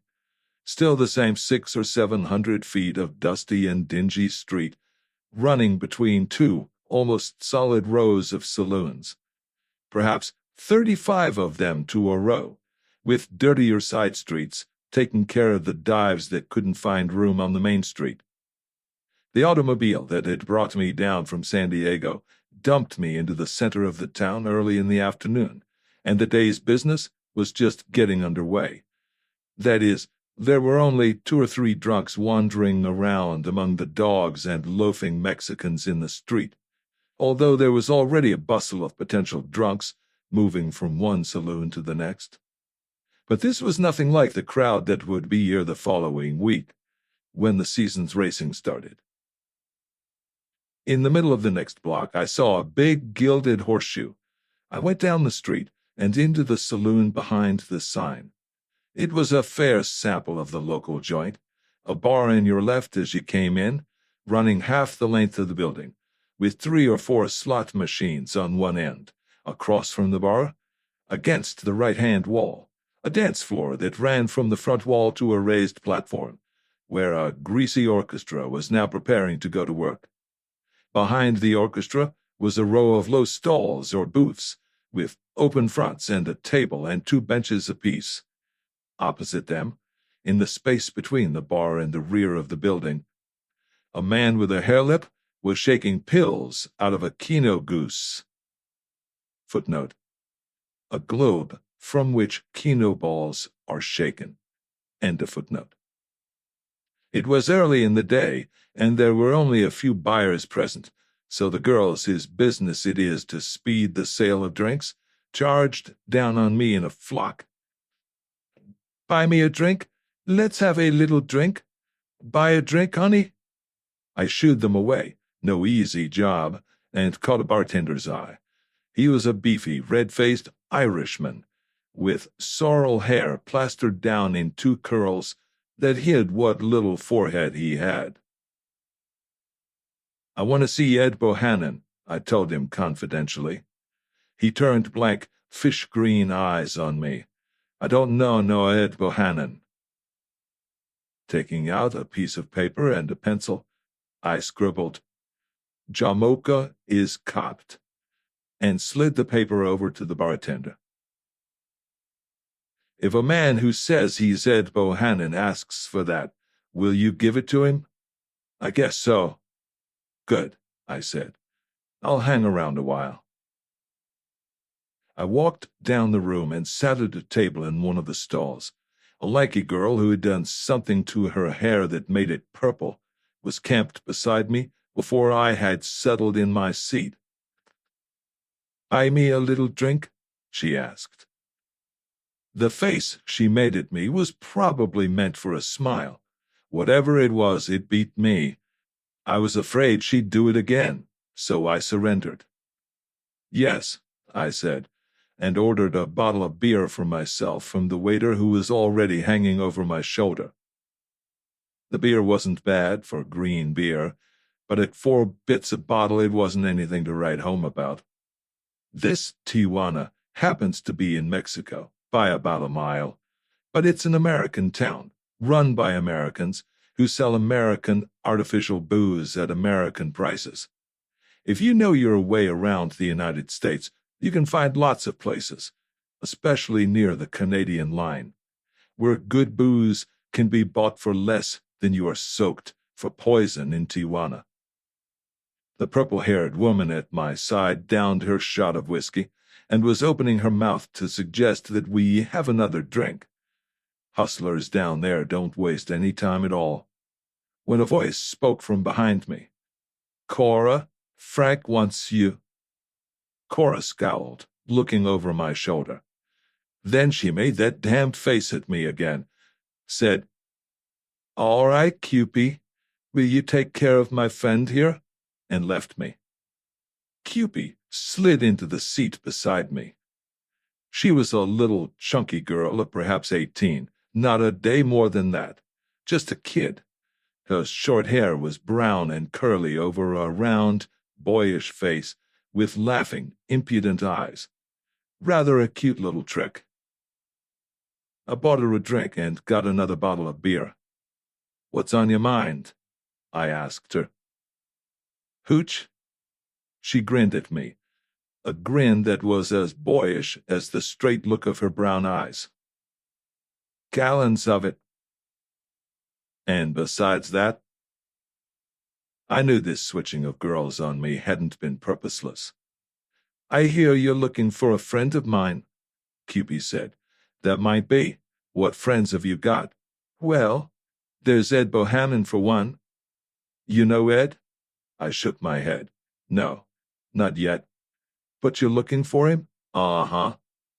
"Maybe I could tell you how to find him, if I knew you were all right." "It doesn't make any difference to me," I said carelessly. "I've a few more minutes to waste, and if he doesn't show up by then, it's all one to me." She cuddled against my shoulder. "What's the racket? Maybe I could get word to Ed." I stuck a cigarette in her mouth, one in my own, and lit them. "Let it go," I bluffed. "This Ed of yours seems to be as exclusive as all hell. Well, it's no skin off my face. I'll buy you another drink and then trot along." She jumped up. "Wait a minute. I'll see if I can get him. What's your name?" "Parker will do as well as any other," I said. The name I had used on Ryan, popping first into my mind. "You wait," she called back as she moved toward the back door. "I think I can find him." "I think so too," I agreed. 10 minutes went by, and a man came to my table from the front of the establishment. He was a blond Englishman of less than 40, with all the marks of the gentleman gone to pot on him. Not altogether on the rocks yet, but you could see evidence of the downhill slide plainly in the dullness of his blue eyes, in the pouches under his eyes, in the blurred lines around his mouth, and the mouth's looseness, and in the grayish tint of his skin. He was still fairly attractive in appearance. Enough of his former wholesomeness remained for that. He sat down facing me across the table. "You're looking for me?" There was only a hint of the Britisher in his accent. "You're Ed Bohannon?" He nodded. "Jamaica was picked up a couple of days ago," I told him, "and ought to be riding back to the Kansas big house by now. He got word out for me to give you the rap. He knew I was heading this way." "How did they come to get him?" His blue eyes were suspicious on my face. "Don't know," I said. "Maybe they picked him up on a circular." He frowned at the table and traced a meaningless design with a finger in a puddle of beer. Then he looked sharply at me again. "Did he tell you anything else?" "He didn't tell me anything. He got word out to me by somebody's mouthpiece. I didn't see him." "You're staying down here a while?" "Yes, for 2 or 3 days," I said. "I've got something on the fire." He stood up and smiled, and held out his hand. "Thanks for the tip, Parker," he said. "If you'll take a walk with me, I'll give you something real to drink." I didn't have anything against that. He led me out of the Golden Horseshoe and down a side street to an adobe house set out with the town fringed off into the desert. In the front room, he waved me to a chair and went into the next room. "What do you fancy?" he called through the door. "Rye, gin, tequila, scotch?" "The last one wins," I interrupted his catalogue. He brought in a bottle of black and white, a siphon, and some glasses, and we settled down to drinking. When that bottle was empty, there was another to take its place. We drank and talked, and each of us pretended to be drunker than he really was, though before long we were both as full as a pair of goats. It was a drinking contest, pure and simple. He was trying to drink me into a pulp that would easily give up all of its secrets, and I was trying the same game on him. Neither of us made much progress. Neither he nor I was young enough in the world to blab much when we were drunk that wouldn't have come out if we had been sober. Few grown men do, unless they get to boasting, or are very skillfully handled.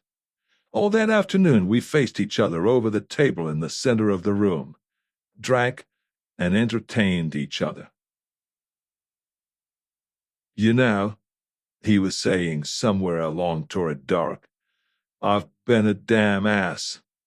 Got a wife, the nicest woman in the world. Wants me to come back to her, and all that sort of thing.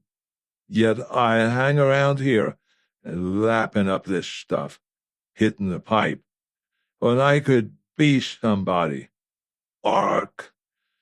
Architect, you understand.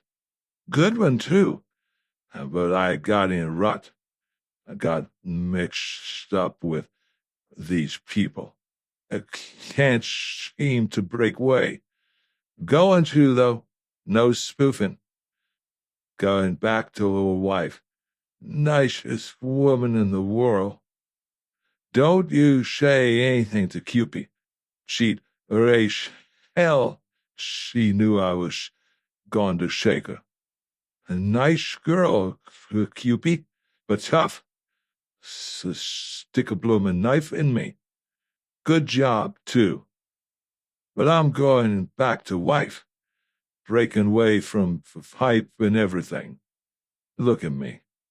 Do I look like a hophead? Course not. Cheering myself, that's why. I'll show you. Take a smoke now. Show you I can take it or leave it alone." Pulling himself dizzily up out of his chair, he wandered into the next room, bawling a song at the top of his voice. "A dimber mort with a quarter-stone slum, a bobbin of Max with her cove, a bingo fen in a cracadon drum, a waitin' for—" Footnote: Cockney slang. Dimbermort is a pretty young woman. Quarterstone possibly refers to a place where drugs are sold cheaply, in small quantities. A slum is a squalid room. A bobbin of Max is drinking heavily. Her cove is her boyfriend. A bingo fen is a brandy-drinking whore. A crack of dawn drum is an all-night party. End of footnote. He came staggering into the room again, carrying an elaborate opium layout, all silver and ebony, on a silver tray. He put it on the table and flourished a pipe at me. "Have a old rear on me, Parker." I told him I'd stick to the Scotch. "Give you a shot of C, if you'd rather have it," he invited me. I declined the cocaine, so he sprawled himself comfortably on the floor beside the table, rolled and cooked a pill, and our party went on, with him smoking his hop and me punishing the liquor, each of us still talking for the other's benefit and trying to get the other to talk for our own. I was holding down a lovely package by the time Cupid came in at midnight. "Looks like you folks are enjoying yourselves," she laughed, leaning down to kiss the Englishman's rumpled hair as she stepped over him. She perched herself on the table and reached for the Scotch. "Everything's lovely," I assured her, though probably I didn't say it that clear. I was fighting a battle with myself just about then. I had an idea that I wanted to dance. Down in Yucatan, 4 or 5 months before, hunting for a lad who had done wrong by the bank that employed him, I had seen some natives dance the Nawal, and that Nawal dance was the one thing in the world I wanted to do just then. I was carrying a beautiful bun, but I knew that if I sat still, as I had been sitting all evening, I could keep my cargo in hand, while it wasn't going to take much moving around to knock me over. I don't remember whether I finally conquered the desire to dance or not, I remember Cupid sitting on the table, grinning her boy's grin at me, and saying, "You ought to stay oiled all the time, Shorty. It improves you." I don't know whether I made any answer to that or not. Shortly afterward, I know, I spread myself beside the Englishman on the floor and went to sleep. 5. The next 2 days were pretty much like the first one. Ashcraft and I were together 24 hours each of the days, and usually the girl was with us, and the only time we weren't drinking was when we were sleeping off what we had been drinking. We spent most of those 3 days in either the adobe house or the Golden Horseshoe, but we found time to take in most of the other joints in town now and then. I had only a hazy idea of some of the things that went on around me, though I don't think I missed anything entirely. On the second day, someone added a first name to the alias I had given the girl, and thereafter I was Painless Parker to Tijuana, and still am to some of them. I don't know who christened me, or why. Ashcraft and I were as thick as thieves on the surface, but neither of us ever lost his distrust of the other, no matter how drunk we got, and we got plenty drunk. He went up against his mud pipe regularly. I don't think the girl used the stuff, but she had a pretty capacity for hard liquor. I would go to sleep not knowing whether I was going to wake up or not, but I had nothing on me to give me away, so I figured that I was safe unless I talked myself into a jam. I didn't worry much. Bedtime usually caught me in a state that made worry impossible. 3 days of this, and then, sobering up, I was riding back to San Francisco, making a list of what I knew and guessed about Norman Ashcraft, alias Ed Bohannon. The list went something like this. 1. He suspected, if he didn't know, that I had come down to see him on his wife's account.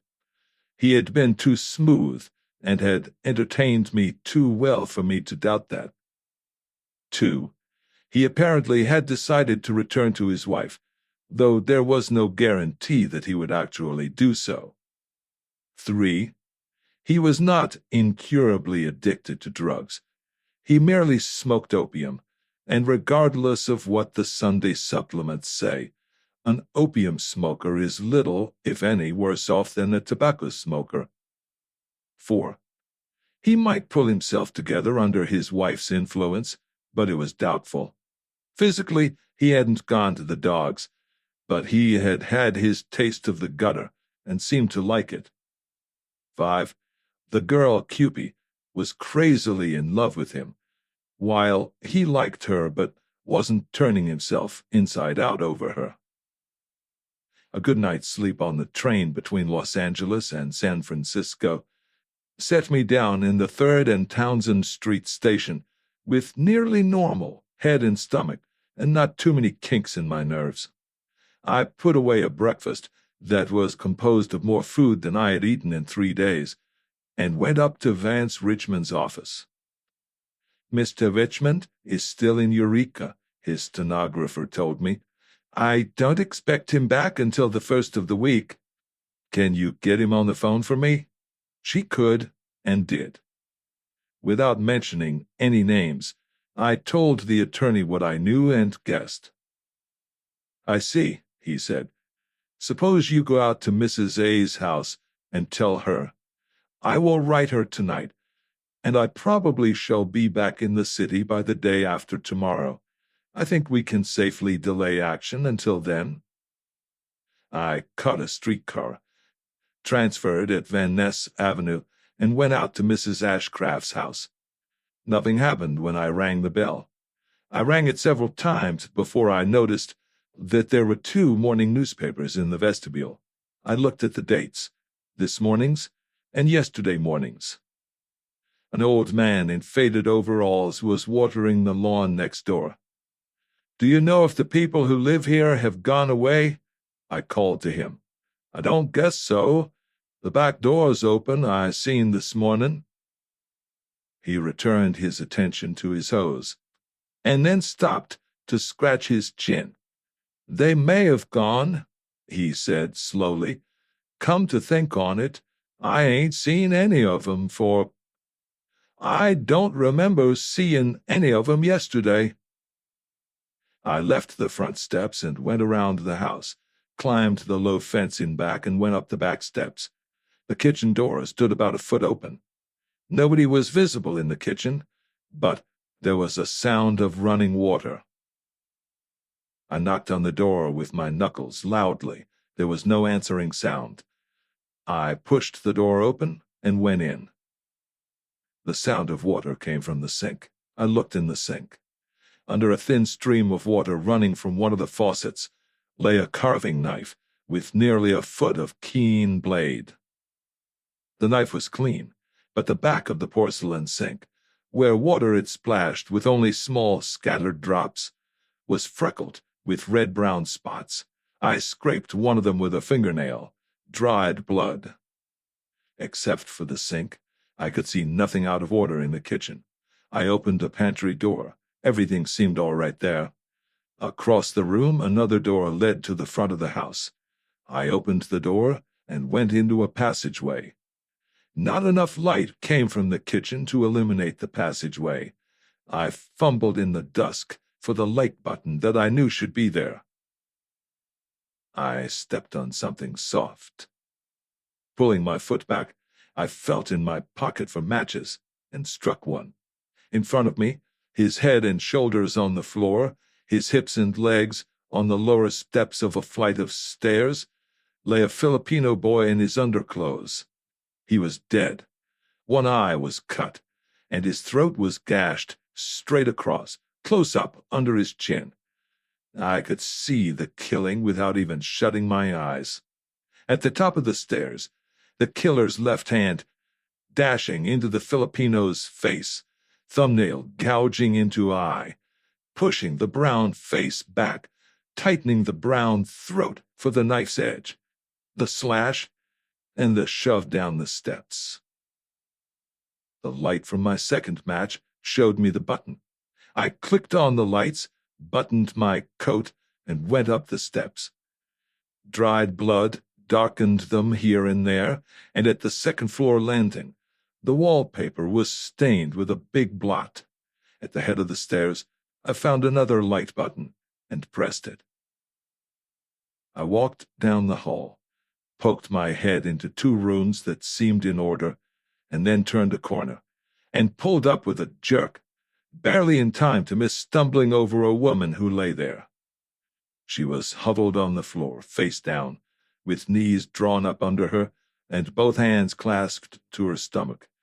She wore a nightgown, and her hair was in a braid down her back. I put a finger on the back of her neck. Stone cold. Kneeling on the floor, to avoid the necessity of turning her over, I looked at her face. She was the maid who had admitted Richmond and me 4 days ago. I stood up again and looked around. The maid's head was almost touching a closed door. I stepped around her and pushed the door open. A bedroom, and not the maid's.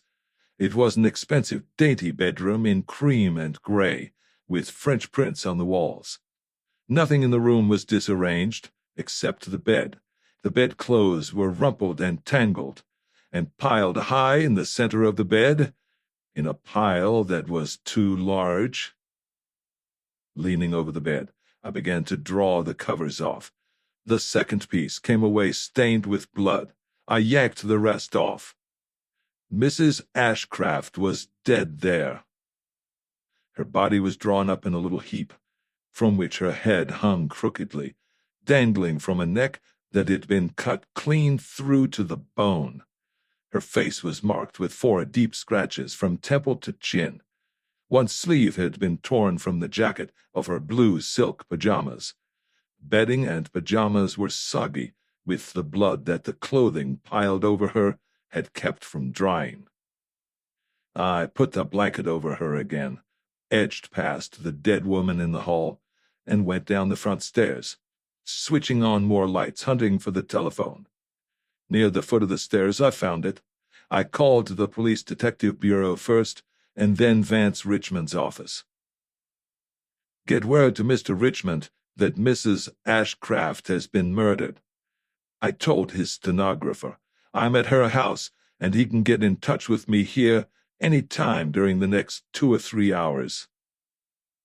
Then I went out of the front door and sat on the top step, smoking a cigarette while I waited for the police.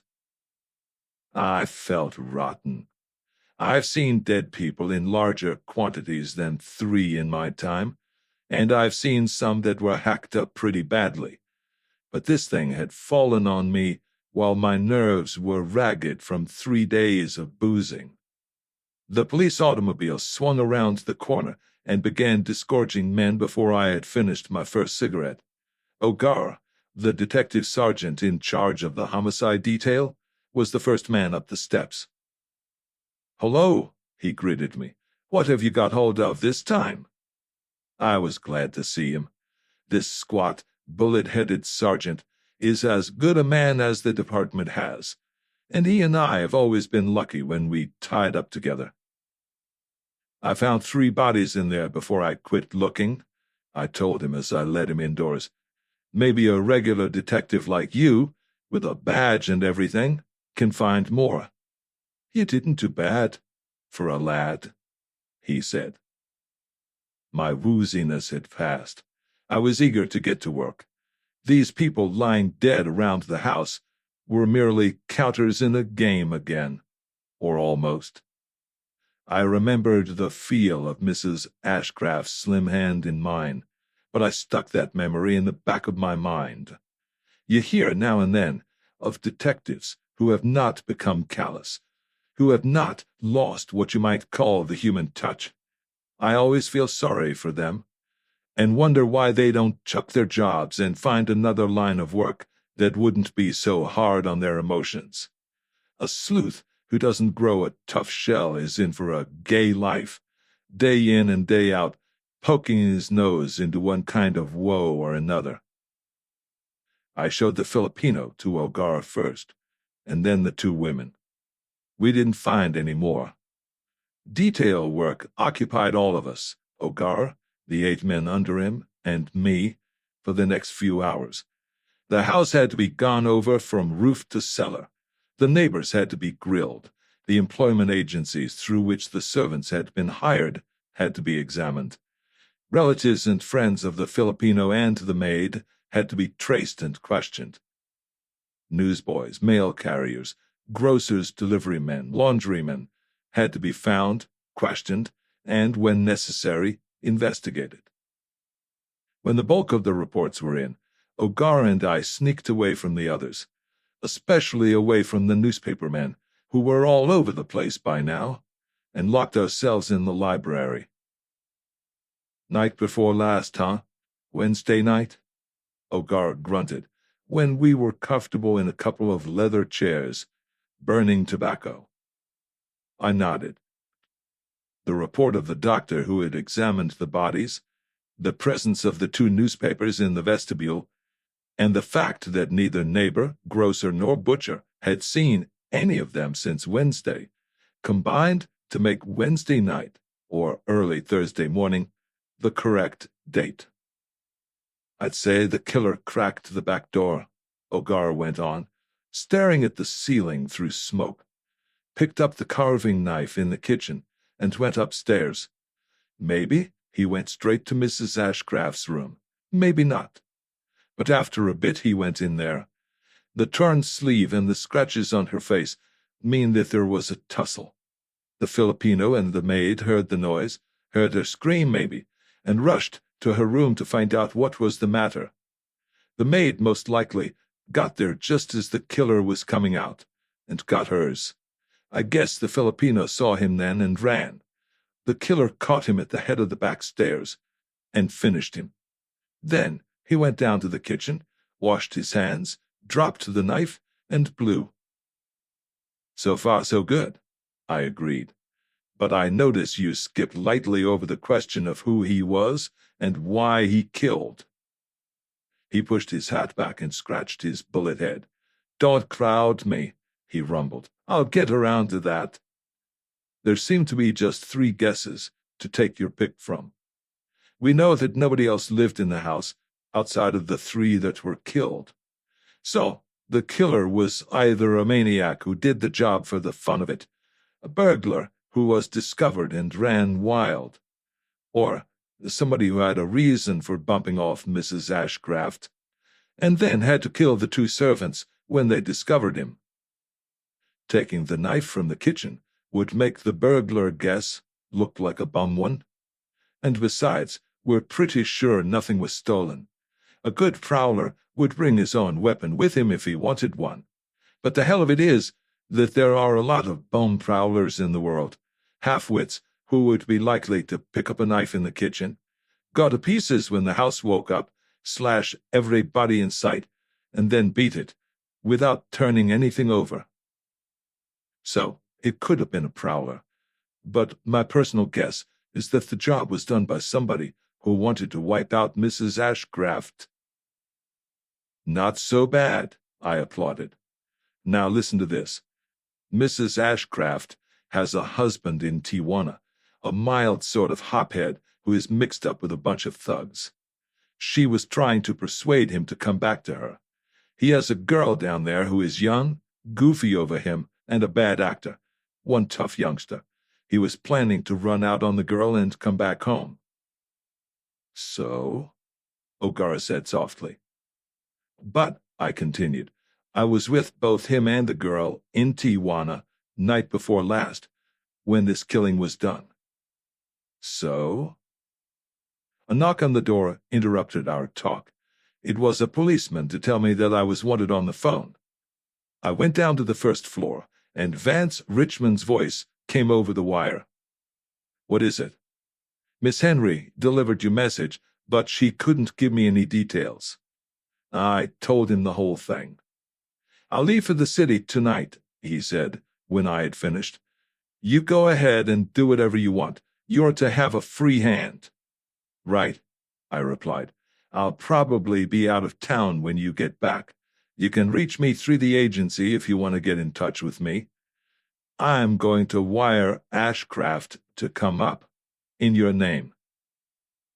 After Richmond had hung up, I called the city jail and asked the captain if John Ryan, alias Fred Rooney, alias Jamoka, was still there. No, federal officers left for Leavenworth with him and 2 other prisoners yesterday morning. Up in the library again, I told O'Gara hurriedly, I'm catching the evening train south, betting my marbles that the job was made in Tijuana. I'm wiring Ashcraft to come up. I want to get him away from the Mexican town for a day or 2, and if he's up here, you can keep an eye on him. I'll give you a description of him, and you can pick him up at Vance Richmond's office. He'll probably connect there first thing. Half an hour of the little time I had left I spent writing and sending 3 telegrams. The first was to Ashcraft. Edward Bohannon, Golden Horseshoe Cafe, Tijuana, Mexico. Mrs. Ashcraft is dead. Can you come immediately? Vance Richmond. The other 2 were in code. One went to the Continental Detective Agency's Kansas City branch, asking that an operative be sent to Leavenworth to question Jamoka. The other requested the Los Angeles branch to have a man meet me in San Diego the next day. Then I dashed out to my rooms for a bag full of clean clothes and went to sleep, riding south again. 6. San Diego was gay and packed when I got off the train early the next afternoon, filled with the crowd that the first Saturday of the racing season across the border had drawn. Movie folk from Los Angeles, farmers from the Imperial Valley, sailors from the Pacific Fleet, gamblers, tourists, grifters, and even regular people from everywhere. I lunched, registered, and left my bag at a hotel, and went up to the U.S. Grant Hotel to pick up the Los Angeles operative I had wired for. I found him in the lobby, a freckle-faced youngster of 22 or so, whose bright gray eyes were busy just now with a racing program, which he held in a hand that had a finger bandaged with adhesive tape. I passed him and stopped at the cigar stand, where I bought a package of cigarettes and straightened out an imaginary dent in my hat. Then I went out to the street again. The bandaged finger and the business with the hat were our introductions. Somebody invented those tricks back before the Civil War, but they still worked smoothly, so their antiquity was no reason for discarding them. I strolled up 4th Street, getting away from Broadway, San Diego's main stem, and the operative caught up with me. His name was Gorman, and he turned out to be a pretty good lad. I gave him the lay. "You're to go down to Tijuana and take a plant on the Golden Horseshoe Cafe. There's a little chunk of a girl hustling drinks in there. Short curly brown hair, brown eyes, round face, rather large red mouth, square shoulders. You can't miss her. She's a nice-looking kid of about 18, called Cupid. She's the target for your eye. Keep away from her. Don't try to rope her. I'll give you an hour's start. Then I'm coming down to talk to her. I want to know what she does right after I leave, and what she does for the next few days. You can get in touch with me at the—" I gave him the name of my hotel and my room number. "Each night.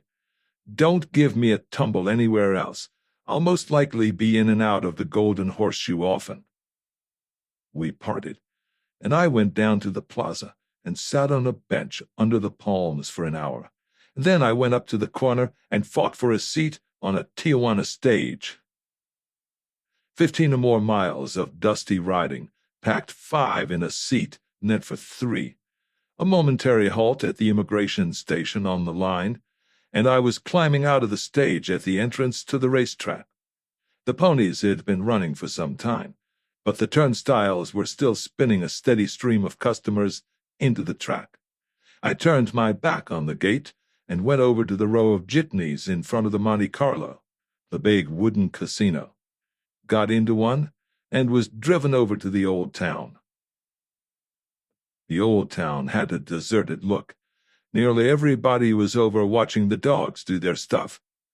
Gorman's freckled face showed over a drink of mezcal when I entered the Golden Horseshoe. I hoped he had a good constitution.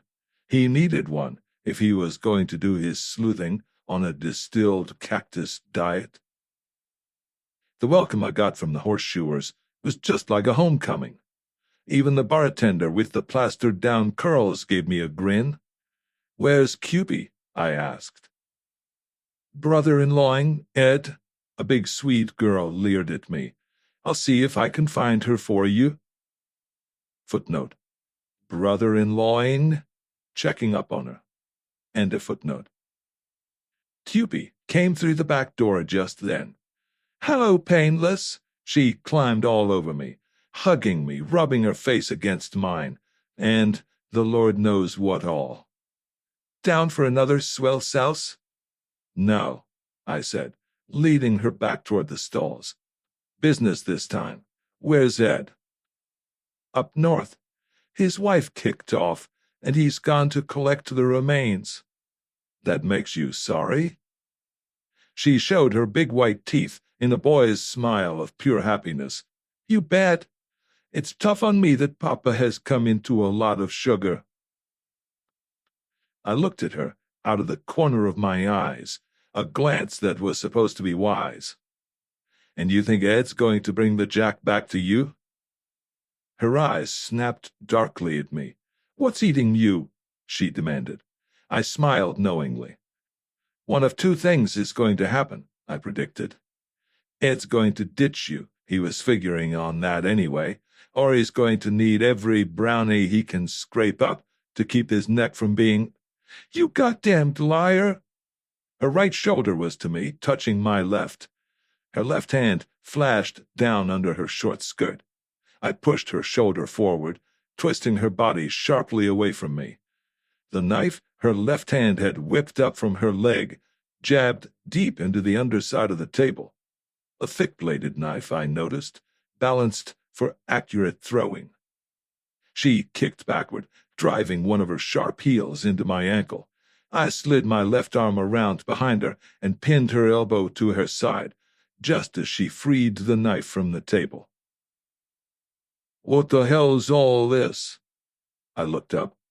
Across the table, a man stood glaring at me, legs apart, fists on hips.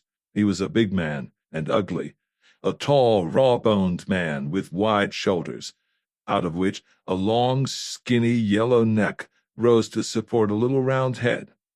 His eyes were black shoe buttons, stuck close together at the top of a little mashed nose.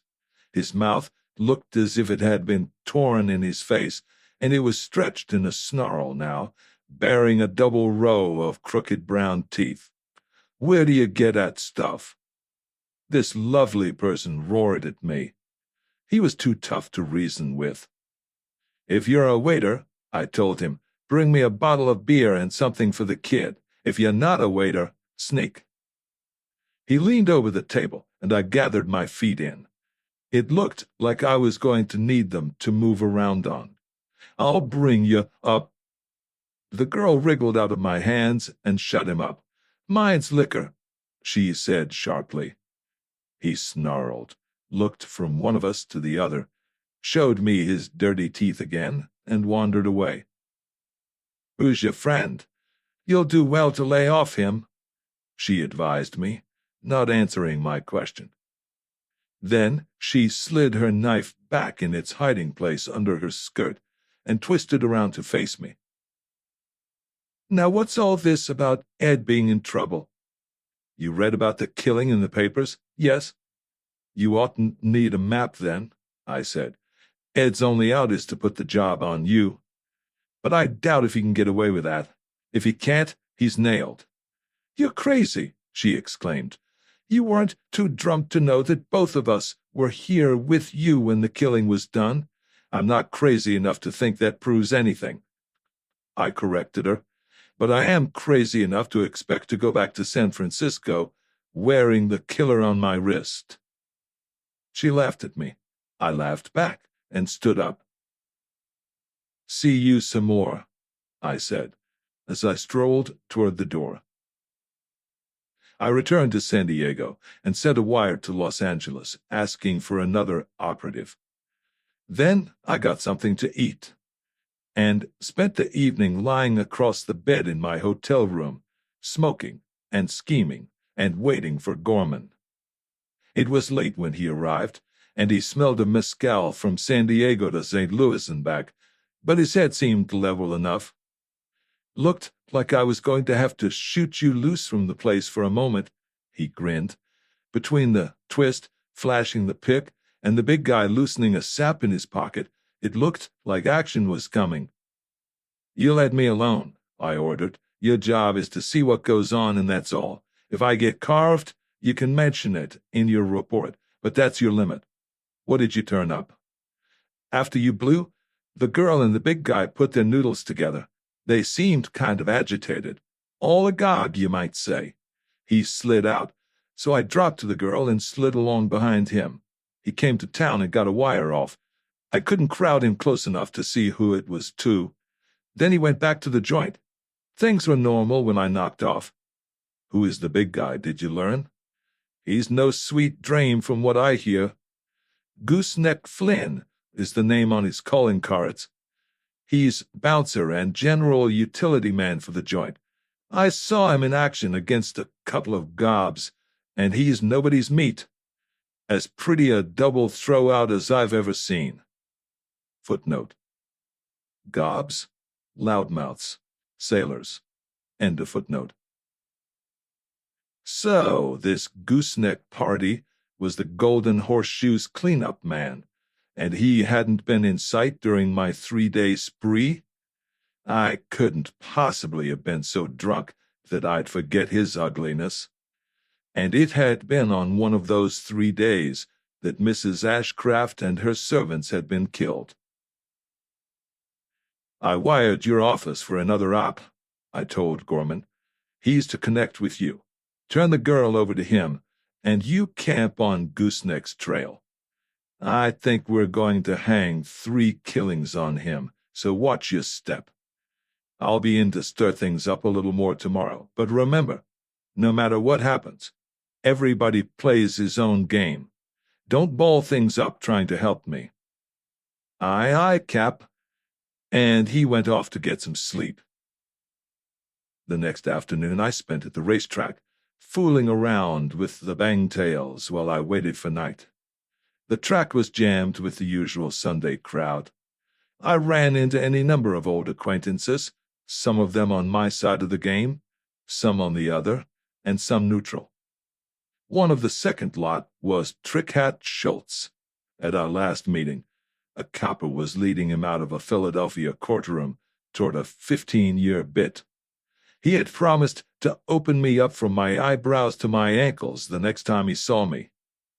He greeted me this afternoon with an 8-inch smile, bought me a shot of what they sell for gin under the grandstand, and gave me a tip on a horse named Beeswax.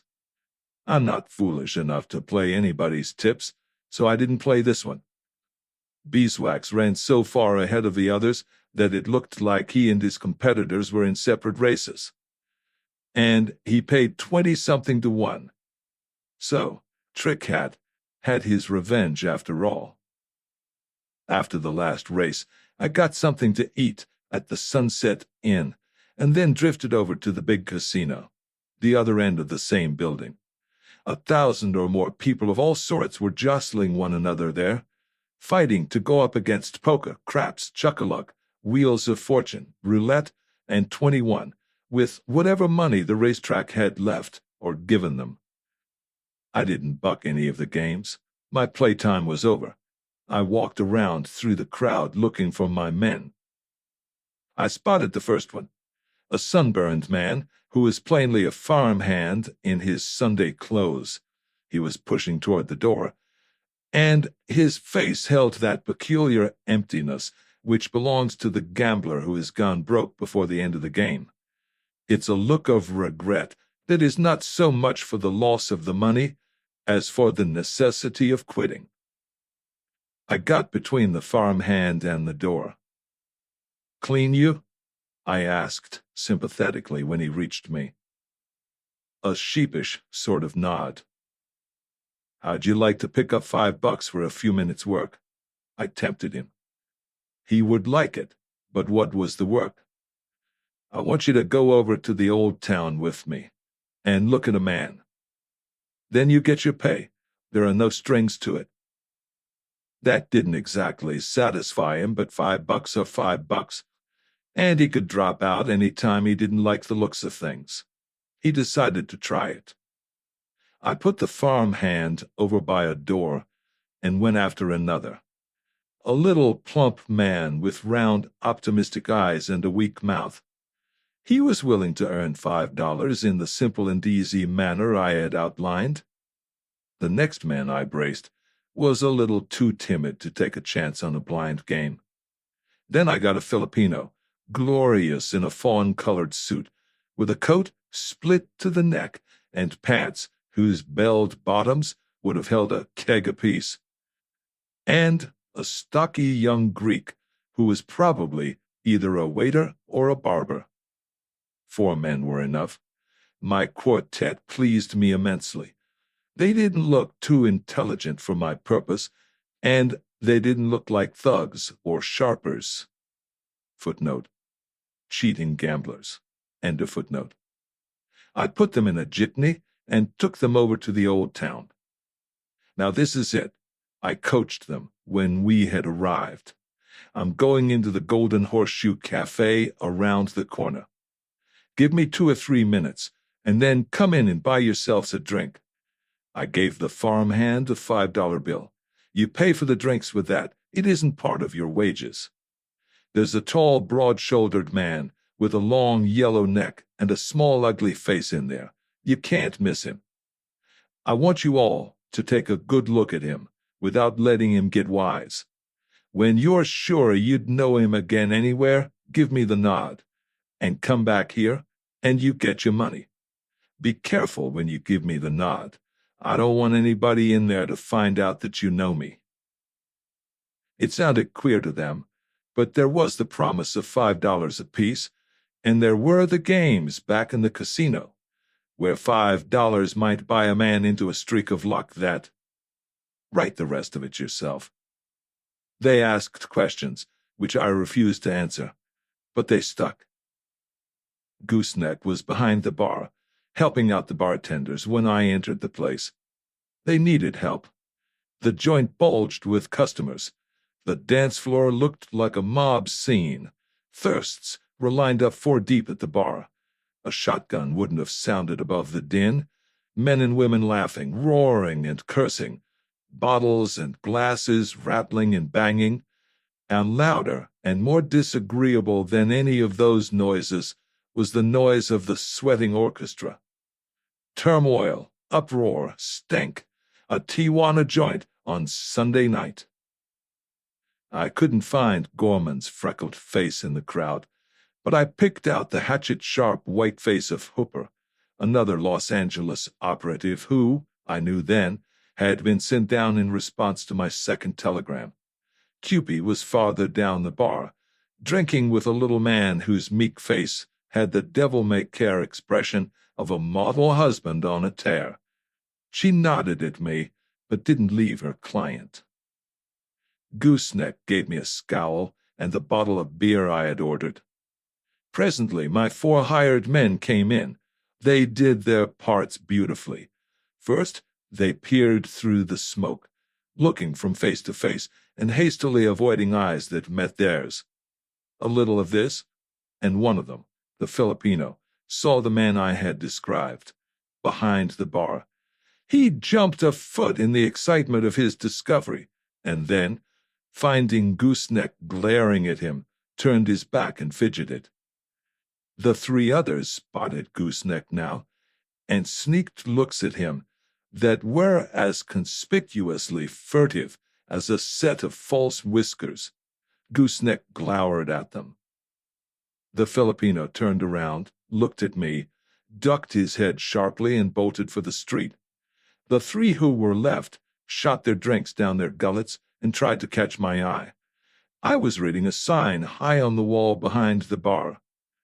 Only genuine pre-war American and British whiskeys served here. I was trying to count how many lies could be found in those 9 words, and had reached 4, with promise of more, when one of my confederates, the Greek, cleared his throat with the noise of a gasoline engine's backfire. Gooseneck was edging down the bar, a bung starter in one hand, his face purple. Footnote: bung starter, mallet to loosen the bung of a cask. End of footnote. I looked at my assistants. Their nods wouldn't have been so terrible had they come one at a time, but they were taking no chances on my looking away again before they could get their reports in. The 3 heads bobbed together, a signal that nobody within 20 feet could or did miss, and they scooted out of the door, away from the long-necked man and his bung starter.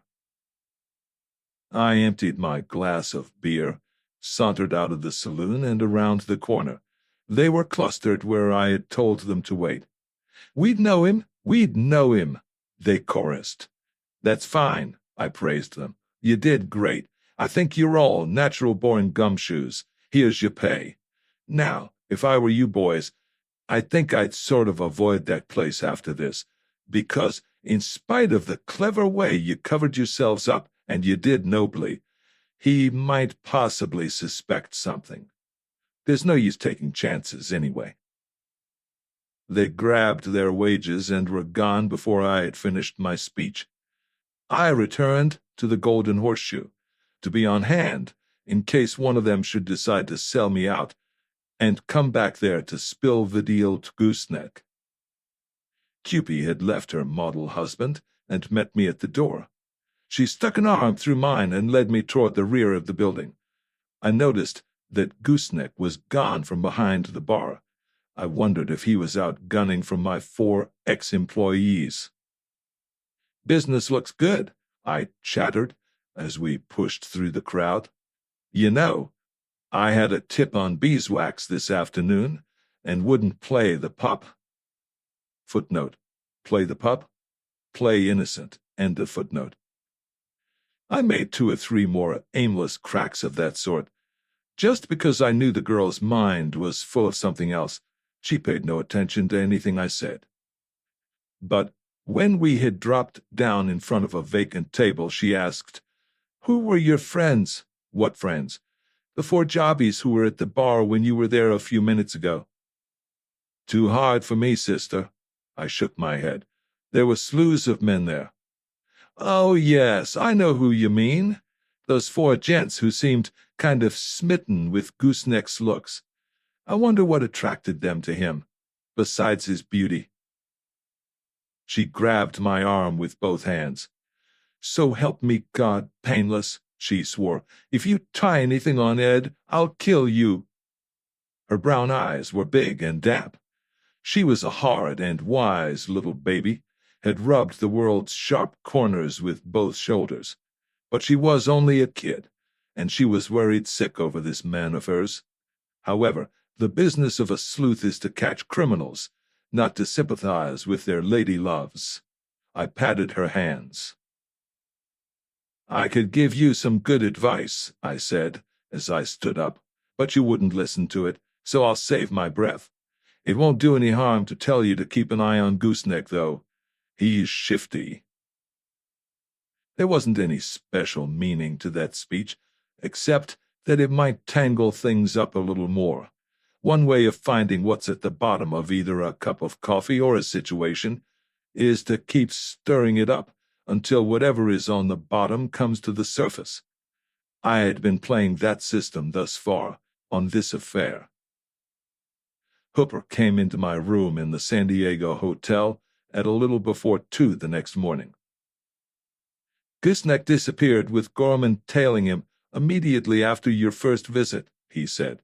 "After your second visit, the girl went round to Adobe House on the edge of town, and she was still there when I knocked off. The place was dark. Gorman didn't show up."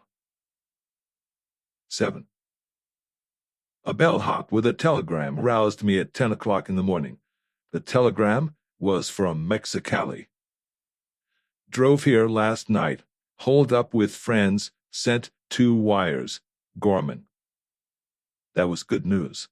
The long-necked man had fallen for my play, had taken my 4 busted gamblers for 4 witnesses, had taken their nods for identifications. Gooseneck was the lad who had done the actual killing, and Gooseneck was in flight. I had shed my pajamas and was reaching for my union suit when the boy came back with another wire. This one was from Ogar through the agency.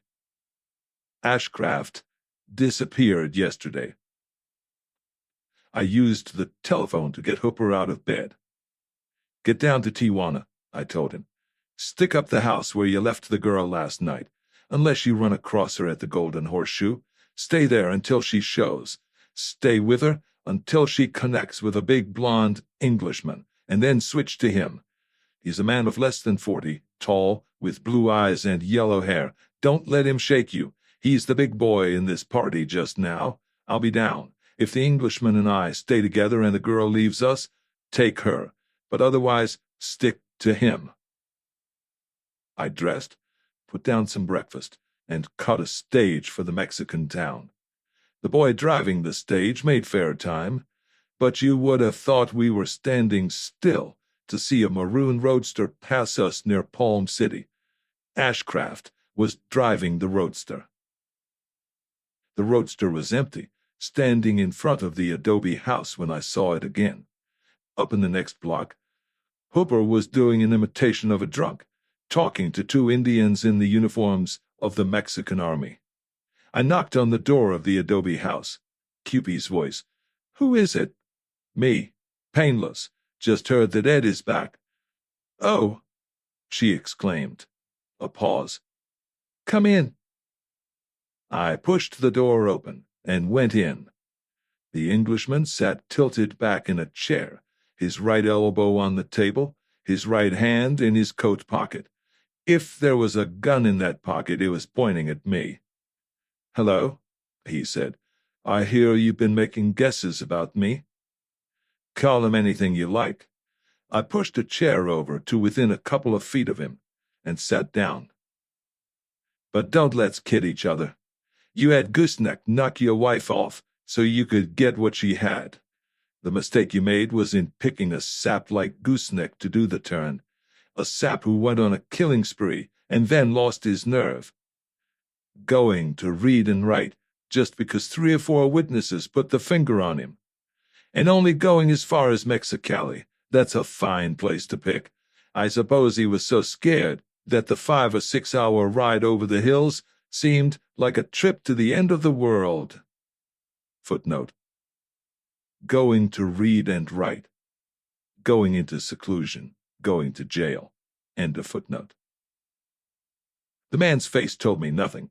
He eased himself around in his chair an inch or two, which would have brought the gun in his pocket, if a gun was there, in line with my thick middle. The girl was somewhere behind me, fidgeting around. I was afraid of her. She was crazily in love with this man in front of me, and I had seen the blade she wore on one leg. I imagined her fingers itching for it now. The man and his gun didn't worry me much. He was not rattle-brained, and he wasn't likely to bump me off either in panic or for the fun of it. I kept my chin going. "You aren't a saphead, and neither am I. I want to take you riding north with bracelets on, but I'm in no hurry. What I mean is, I'm not going to stand up and trade lead with you. This is all in my daily grind. It isn't a matter of life or death with me. If I can't take you today, I'm willing to wait until tomorrow. I'll get you in the end, unless somebody beats me to you, and that won't break my heart. There's a rod between my vest and my belly. If you'll have Cupid get it out, we'll be all set for the talk I want to make." He nodded slowly, not taking his eyes from me. The girl came close to my back. One of her hands came over my shoulder, went under my vest, and my old black gun left me. Before she stepped away, she laid the point of her knife against the nape of my neck for an instant, a gentle reminder. I managed not to squirm or jump. "Good," I said, when she gave my gun to the Englishman, who pocketed it with his left hand. "Now here's my proposition. You and Cupid ride across the border with me, so we won't have to fool with extradition papers, and I'll have you locked up. We'll do our fighting in court. I'm not absolutely certain that I can tie the killings on either of you, and if I flop, you'll be free. If I make the grade, as I hope to, you'll swing, of course. But there's always a good chance of beating the courts, especially if you're guilty, and that's the only chance you have that's worth a damn. What's the sense of scooting? Spending the rest of your life dodging bulls, only to be nabbed finally, or bumped off trying to get away? You'll maybe save your neck, but what of the money your wife left? That money is what you were in the game for. It's what you had your wife killed for. Stand trial and you've a chance to collect it. Run, and you kiss it goodbye. Are you going to ditch it? Throw it away just because your cat's paw bungled the deal? Or are you going to stick to the finish? Win everything or lose everything? A lot of these boys who make cracks about not being taken alive have been wooed into peaceful surrender with that kind of talk. But my game just now was to persuade Ed and his girl to bolt. If they let me throw them in the can, I might be able to convict one of them, but my chances weren't any too large. It depended on how things turned out later. It depended on whether I could prove that Gooseneck had been in San Francisco on the night of the killings, and I imagined that he would be well supplied with all sorts of proof to the contrary. We had not been able to find a single fingerprint of the killers in Mrs. Ashcraft's house, and if I could convince a jury that he was in San Francisco at the time, then I would have to show that he had done the killing, and after that I would have the toughest part of the job still ahead of me, to prove that he had done the killing for one of these two, and not on his own account.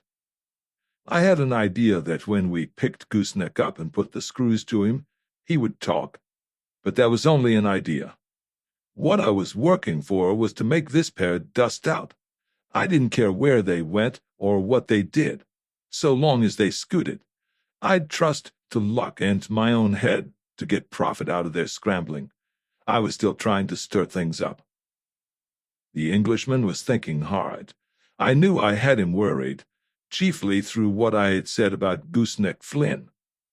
If I had pulled the moth-eaten stuff, said that Gooseneck had been picked up and had squealed, this Englishman would have put me down as a liar. But the little I had said was bothering him. He bit his lip and frowned. Then he shook himself and chuckled. "You'll ball me painless," he said.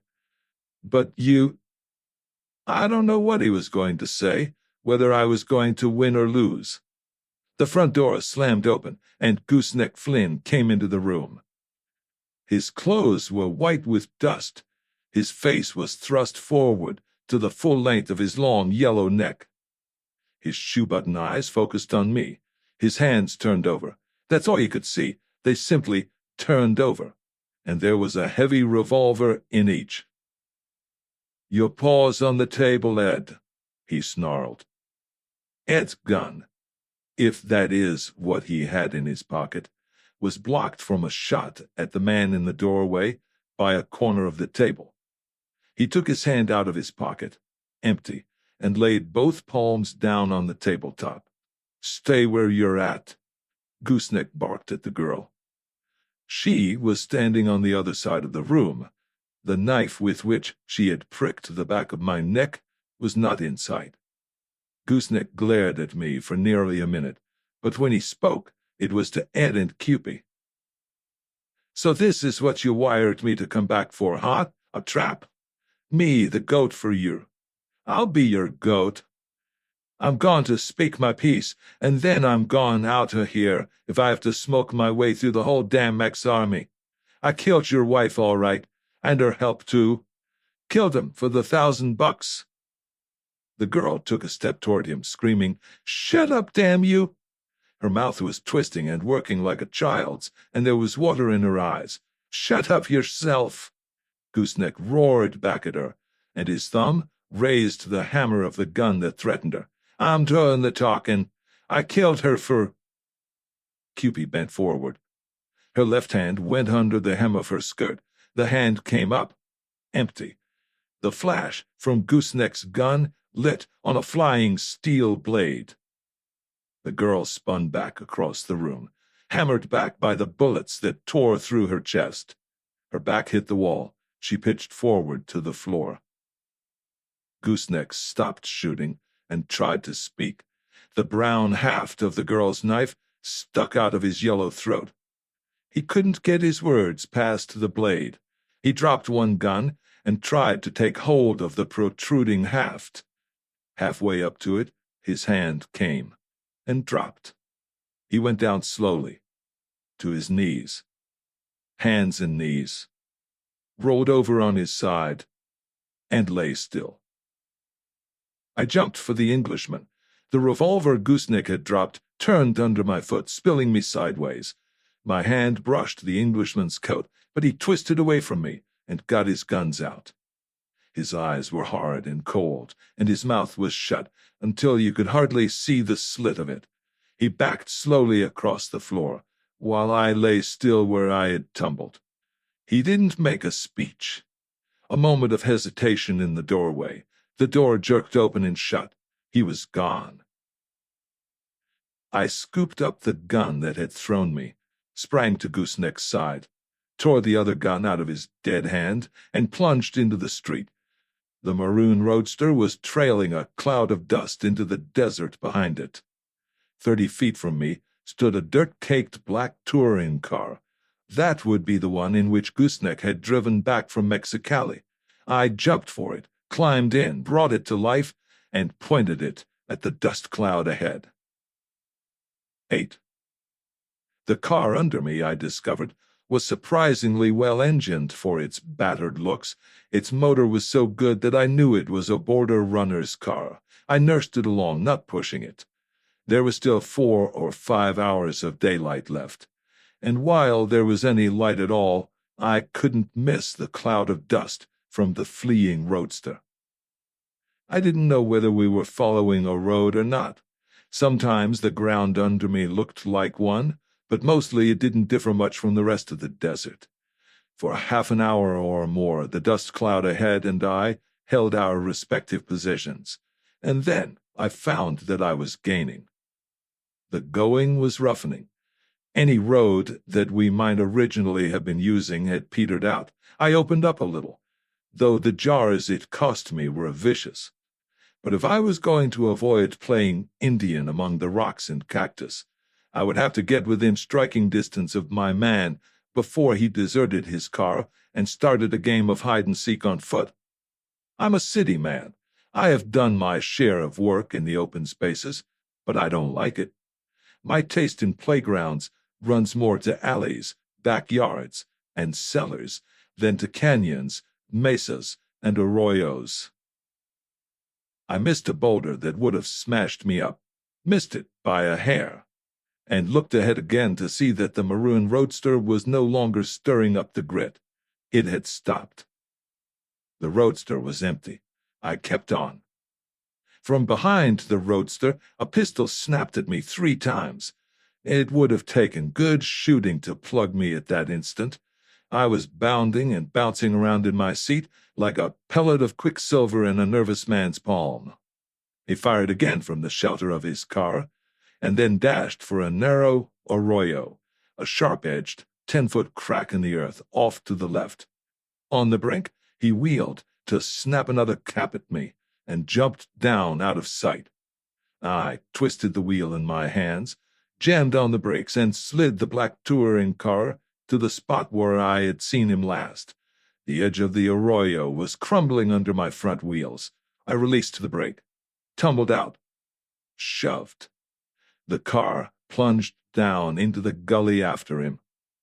Sprawled on my belly, one of Gooseneck's guns in each hand, I wormed my head over the edge.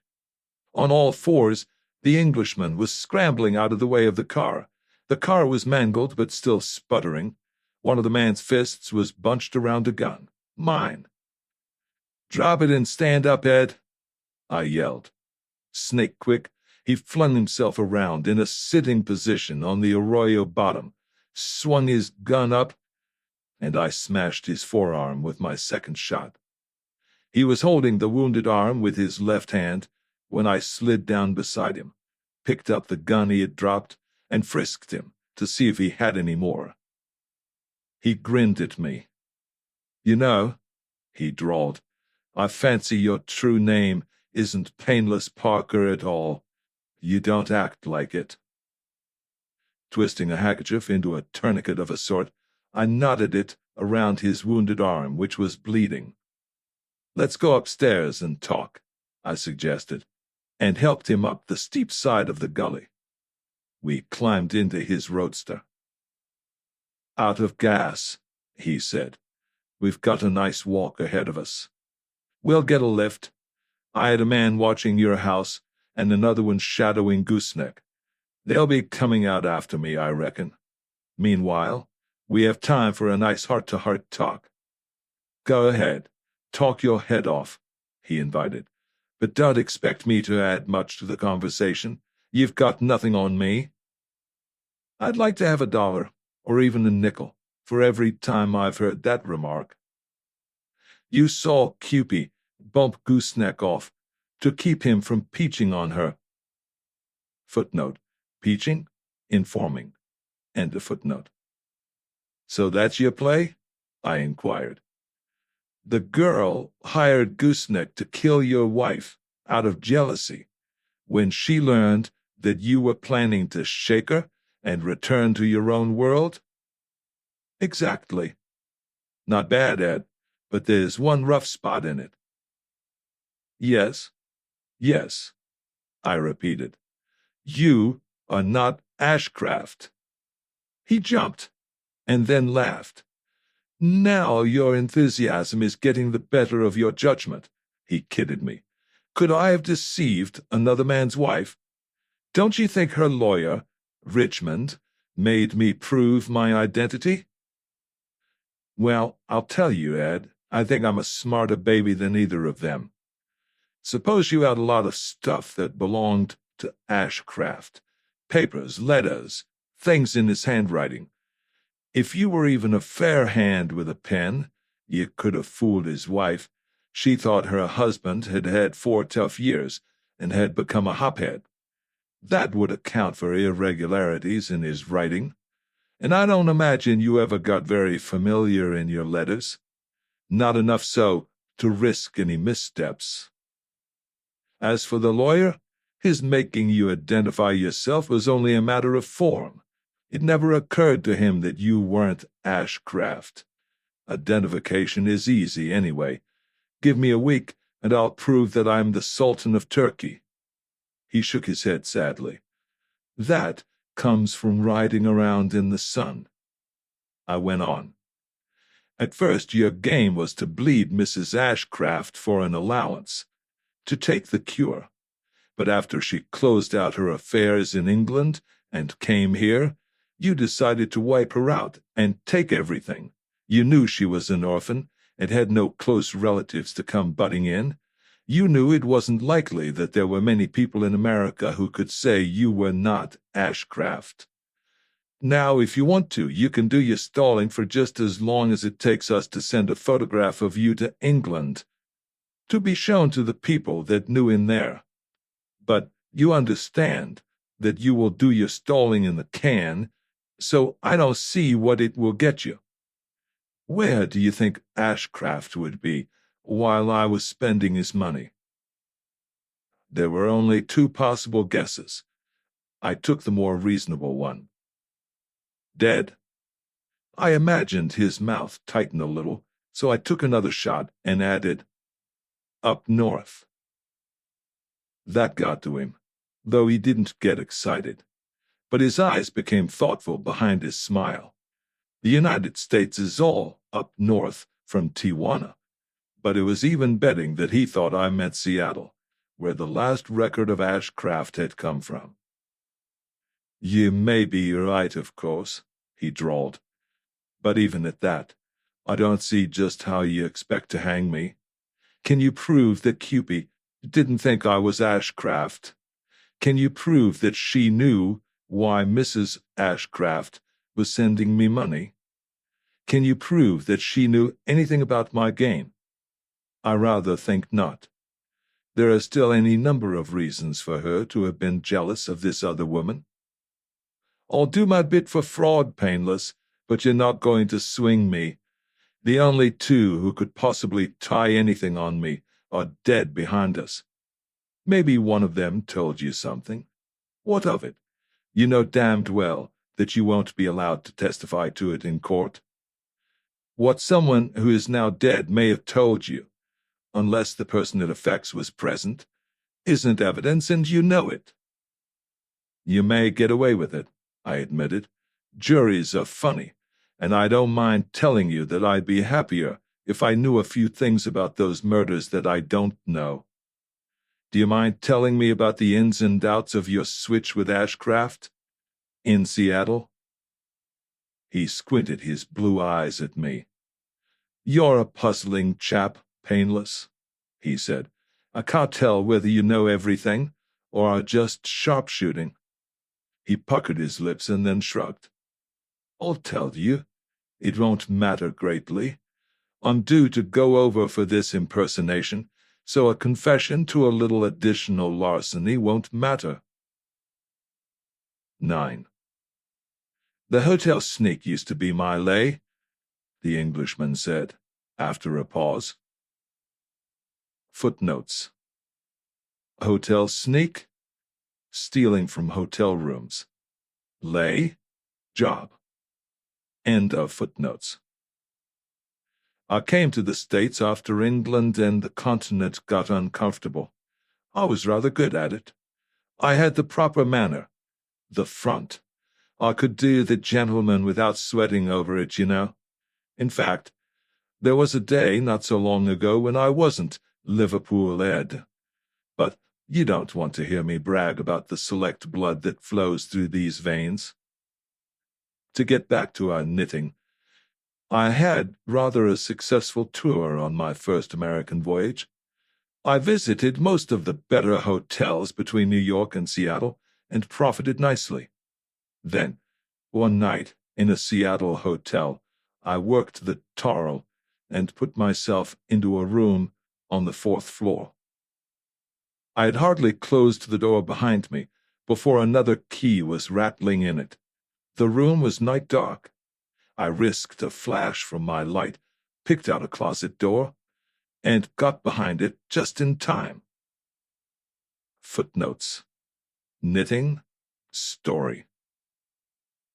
Tarl, possibly typo for barrel, meaning picked the lock. End of footnotes.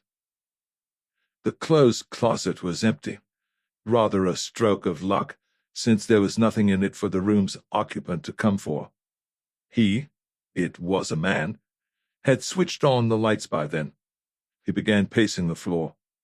He paced it for 3 solid hours, up and down, up and down, up and down, while I stood behind the closet door with my gun in my hand, in case he should pull it open. For 3 solid hours he paced that damned floor. Then he sat down, and I heard a pen scratching on paper. 10 minutes of that, and he was back at his pacing, but he kept it up for only a few minutes this time. I heard the latches of a valise click, and a shot. I bounded out of my retreat. He was stretched on the floor, with a hole in the side of his head. A bad break for me, and no mistake. I could hear excited voices in the corridor. I stepped over the dead chap, found the letter he had been writing on the writing desk. It was addressed to Mrs. Norman Ashcraft, at a Wine Street number in Bristol, England. I tore it open. He had written that he was going to kill himself, and it was signed Norman. I felt better. A murder couldn't be made out of it. Nevertheless, I was here in this room with a flashlight, skeleton keys, and a gun, to say nothing of a handful of jewelry that I had picked up on the next floor. Somebody was knocking on the door. "Get the police," I called through the door, playing for time. Then I turned to the man who had let me in for all this. I would have pegged him for a fellow Britisher, even if I hadn't seen the address on his letter. There are thousands of us on the same order, blond, fairly tall, well set up. I took the only chance there was. His hat and topcoat were on a chair where he had tossed them. I put them on and dropped my hat beside him.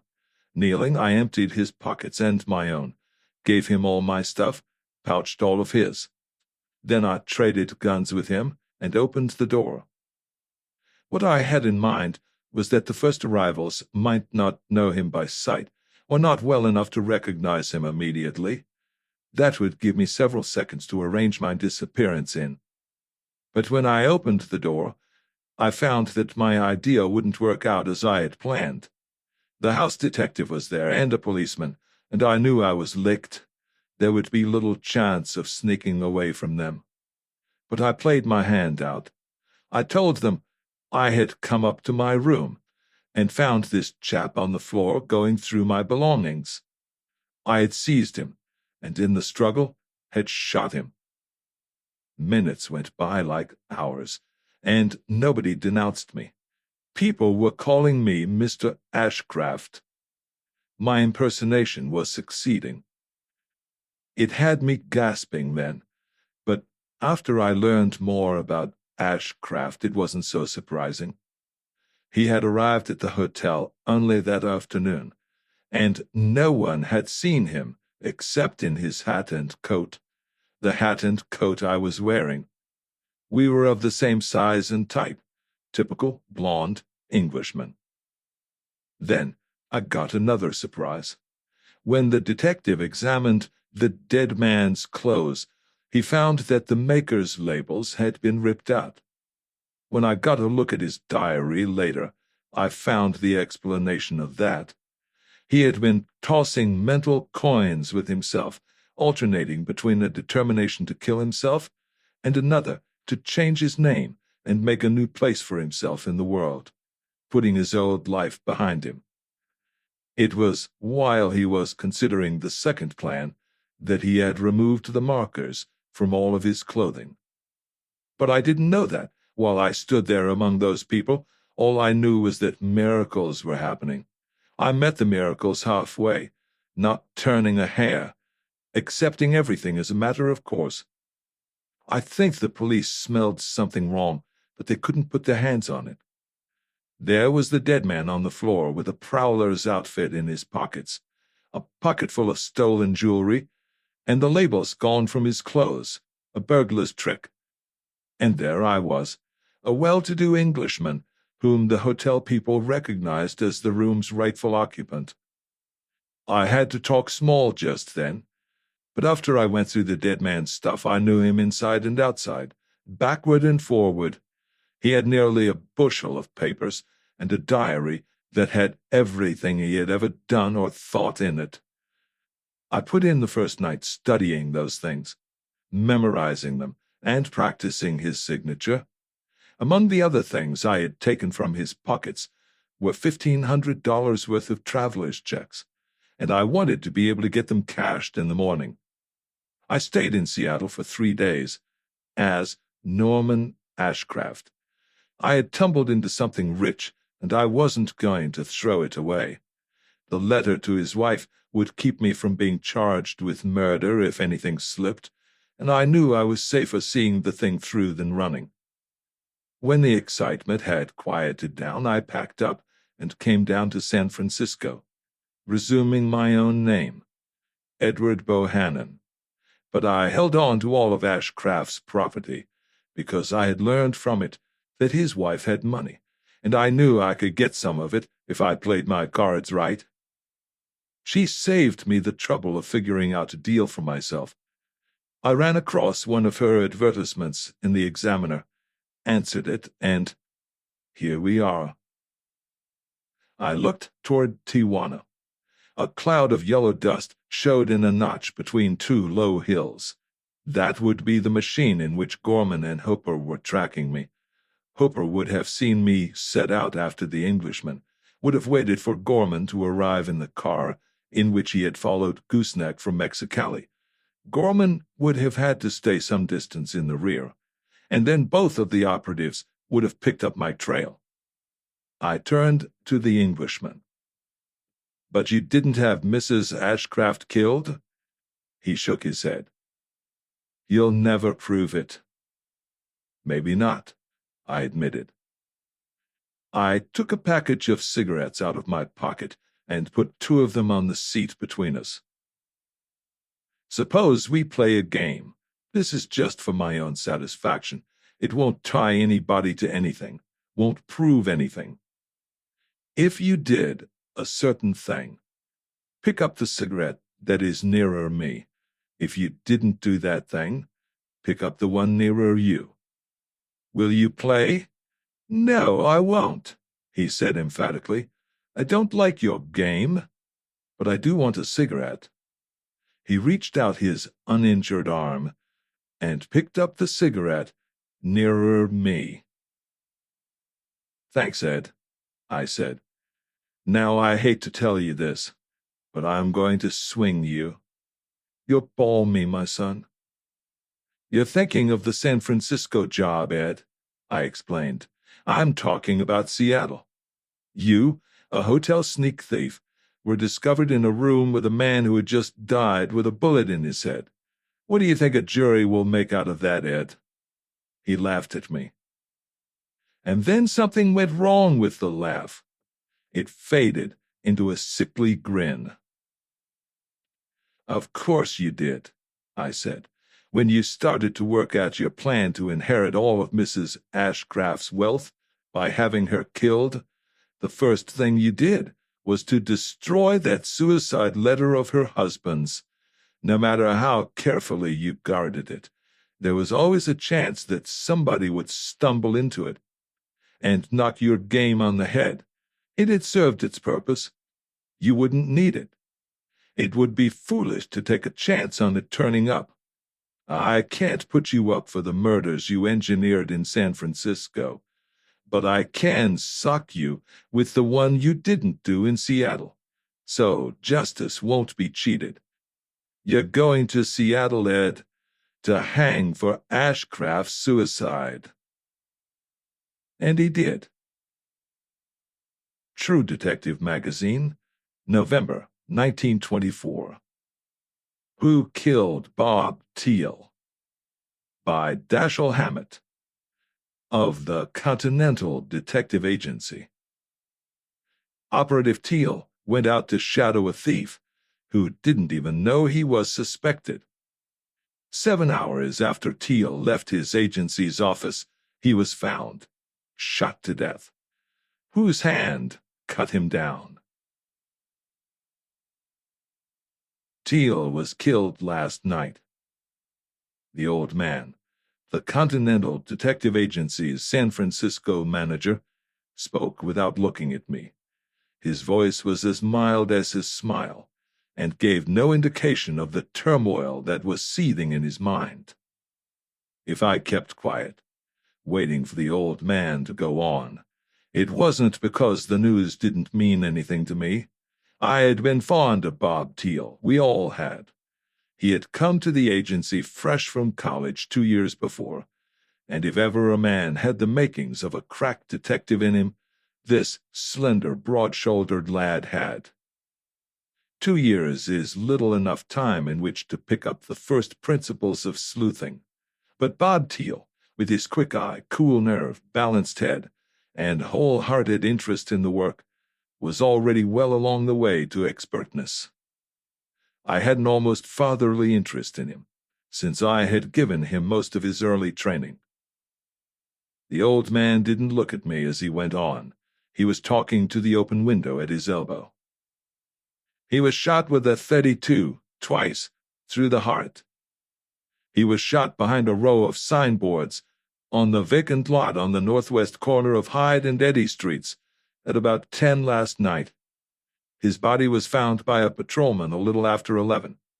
The gun was found about 15 feet away. I've seen him, and I've gone over the ground myself. The rain last night wiped out any leads the ground may have held, but from the condition of Thiel's clothing and the position in which he was found, I would say that there was no struggle, and that he was shot where he was found and not carried there afterward. He was lying behind the signboards, about 30 feet from the sidewalk, and his hands were empty.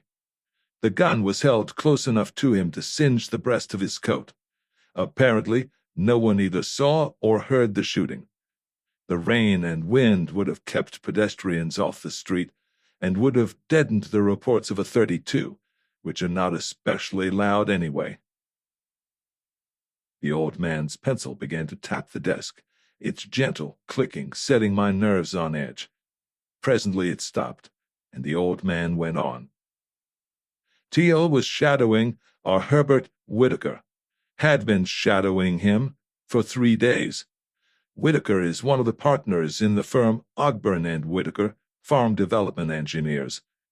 They have options on a large area of land in several of the new irrigation districts. Ogburn handles the sales end, while Whitaker looks after the rest of the business, including the bookkeeping. Last week, Ogburn discovered that his partner had been making false entries. The books show certain payments made on the land, and Ogburn learned that these payments had not been made. He estimates that the amount of Whitaker's thefts may be anywhere from $150,000 to $250,000. He came in to see me 3 days ago and told me all this, and wanted to have Whitaker shadowed in an endeavor to learn what he has done with the stolen money. Their firm is still a partnership, and a partner cannot be prosecuted for stealing from the partnership, of course.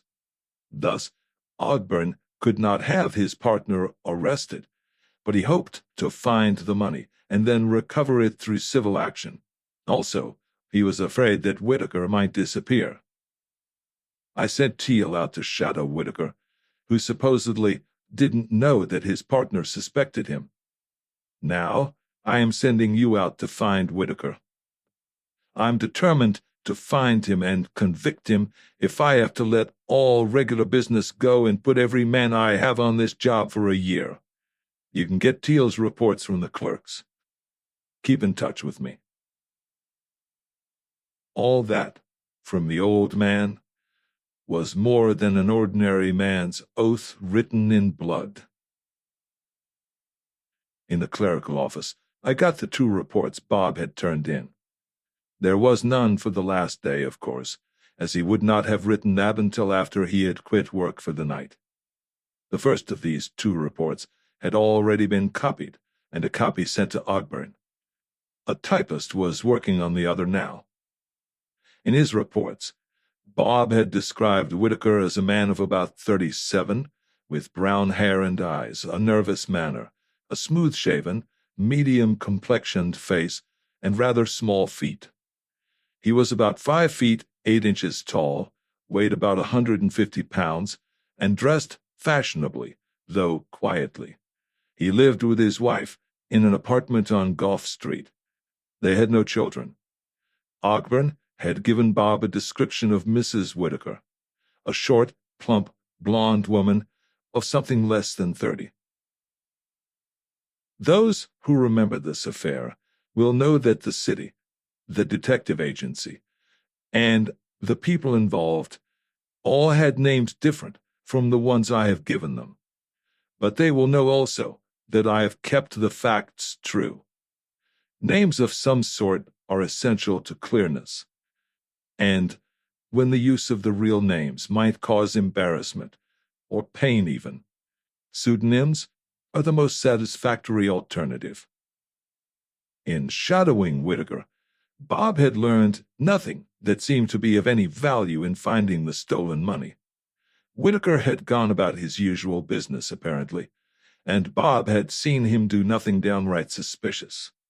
But Whitaker had seemed very nervous, had often stopped to look around, obviously suspecting that he was being shadowed without being sure of it.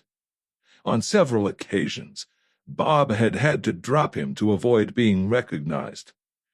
On one of these occasions, while waiting in the vicinity of Whitaker's residence for him to return, Bob had seen Mrs. Whitaker, or a woman who fit the description Ogburn had given, leave in a taxicab.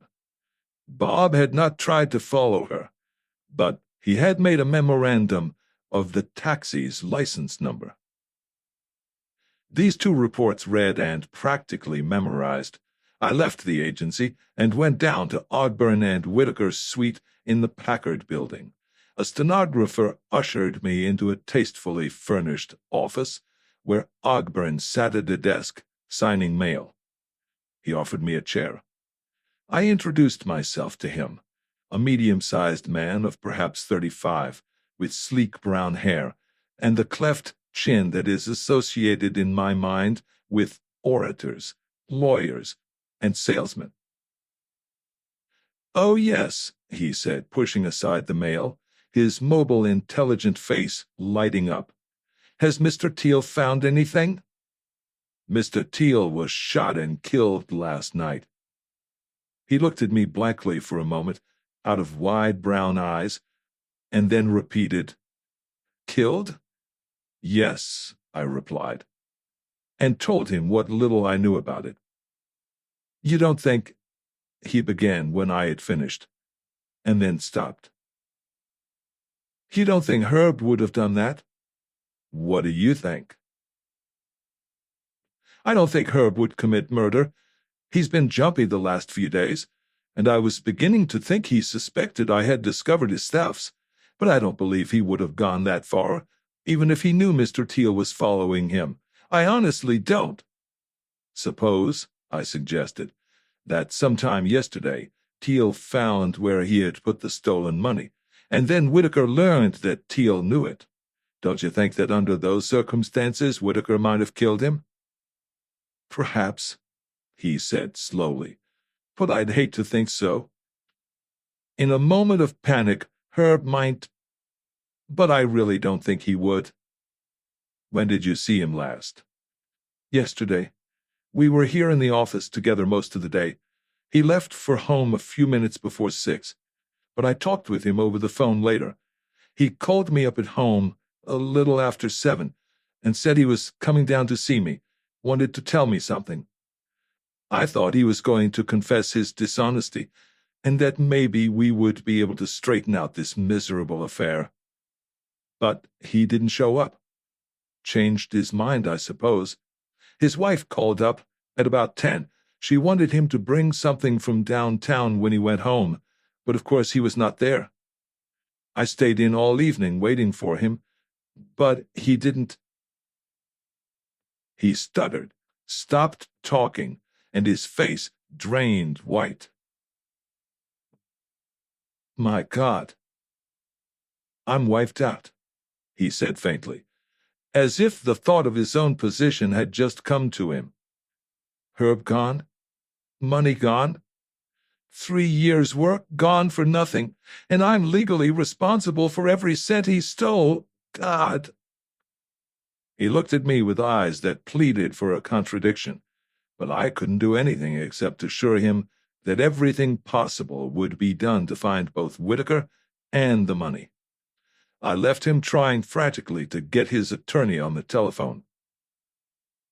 From Ogburn's office, I went up to Whitaker's apartment. As I turned the corner below into Gulf Street, I saw a big, hulking man going up the apartment house steps and recognized him as George Dean. Hurrying to join him, I regretted that he had been assigned to the job instead of some other member of the police detective homicide detail.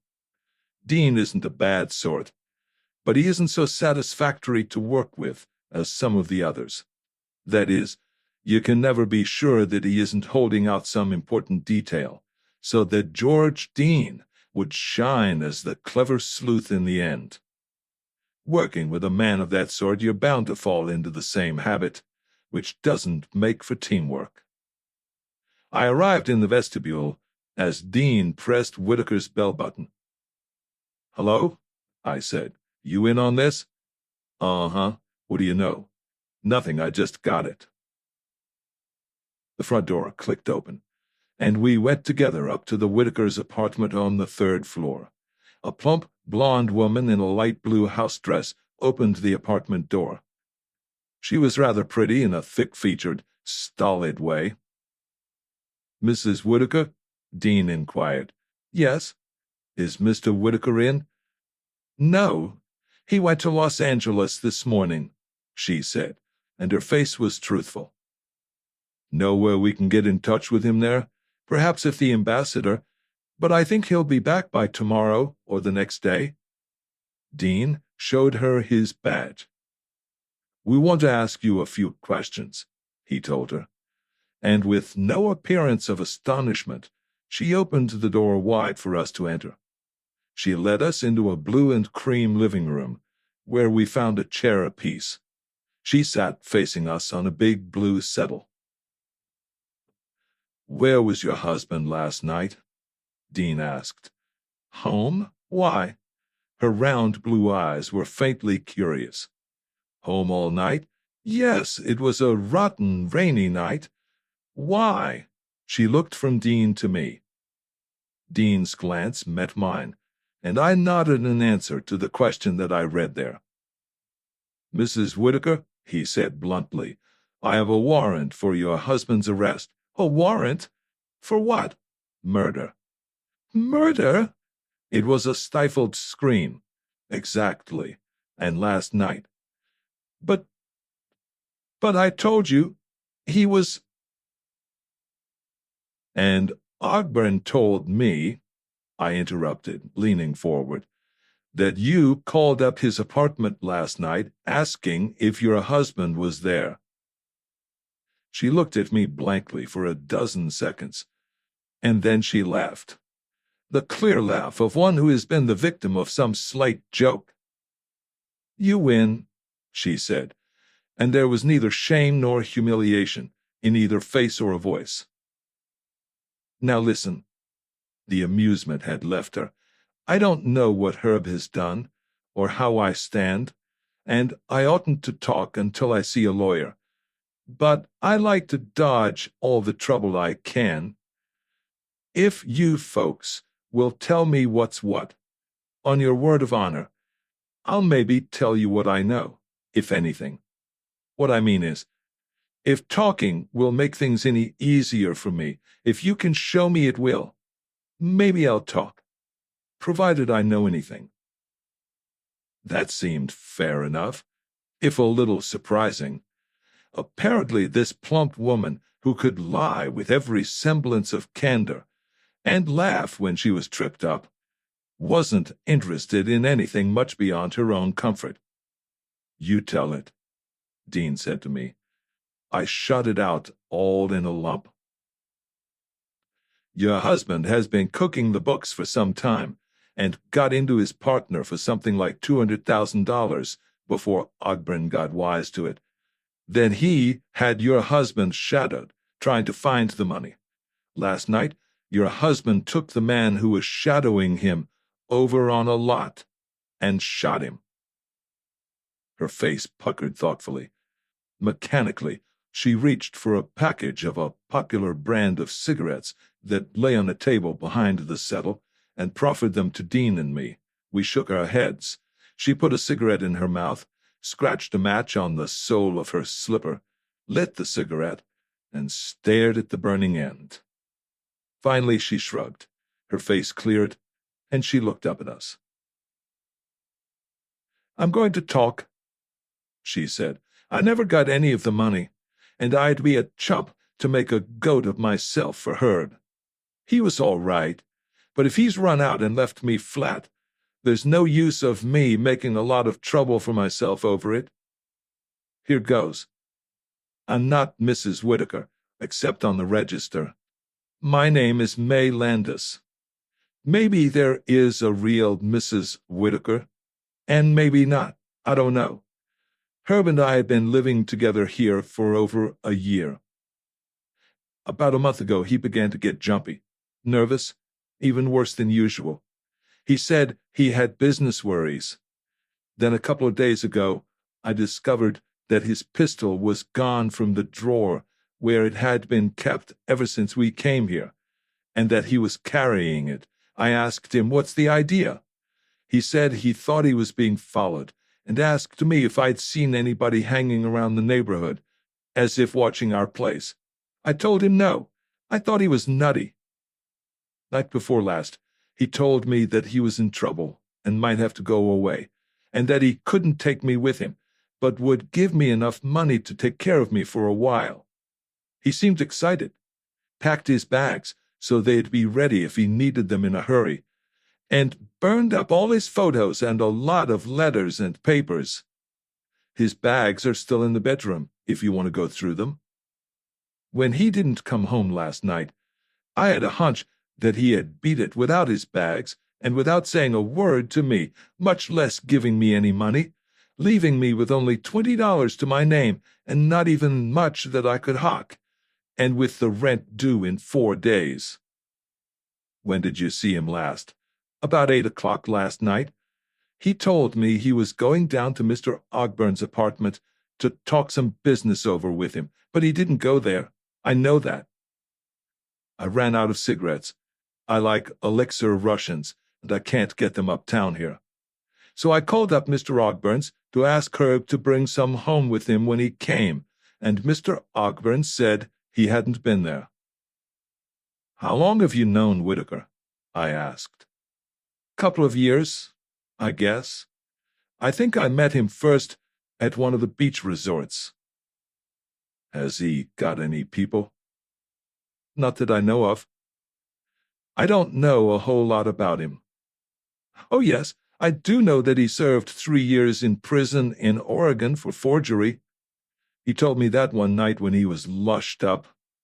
He served them under the name of Barber or Barbie or something like that. He said he was walking the straight and narrow now. Dean produced a small automatic pistol, fairly new-looking in spite of the mud that clung to it, and handed it to the woman. Ever see that? She nodded her blonde head. Yep, that's Herb's, or its twin. Dean pocketed the gun again, and we stood up. Where do I stand now? She asked. You're not going to lock me up as a witness or anything, are you? Not just now, Dean assured her. Stick around where we can find you if we want you, and you won't be bothered. Got any idea which direction Whitaker'd be likely to go in? No. We'd like to give the place the once-over. Mind? Go ahead, she invited. Take it apart if you want to. I'm coming all the way with you people.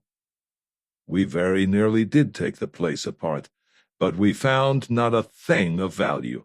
Whitaker, when he had burned the things that might have given him away, had made a clean job of it. Did he ever have any pictures taken by a professional photographer? I asked, just before we left. Not that I know of. Will you let us know if you hear anything, or remember anything else that might help? Sure, she said heartily. Sure. Dean and I rode down in the elevator in silence and walked out into Gulf Street. What do you think of all that? I asked when we were outside. She's a lil, huh? Footnote. The sense is, she's something, huh? End of footnote. He grinned. I wonder how much she knows. She identified the gun and gave us that dope about the forgery sentence up north, but we'd have found out them things anyway. If she was wise, she'd tell us everything she knew we'd find out, and that would make her other stuff go over stronger. Think she's dumb or wise? We won't guess, I said. We'll slap a shadow on her and cover her mail. I have the number of a taxi she used a couple days ago.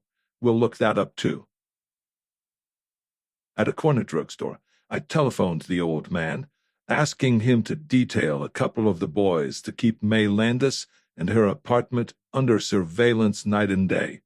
Also, to have the post office department let us know if she got any mail that might have been addressed by Whitaker. I told the old man I would see Ogburn and get some specimens of the fugitive's writing for comparison with the woman's mail. Then Dean and I set about tracing the taxi in which Bob Teal had seen the woman ride away. Half an hour in the taxi company's office gave us the information that she had been driven to a number on Greenwich Street. We went to the Greenwich Street address.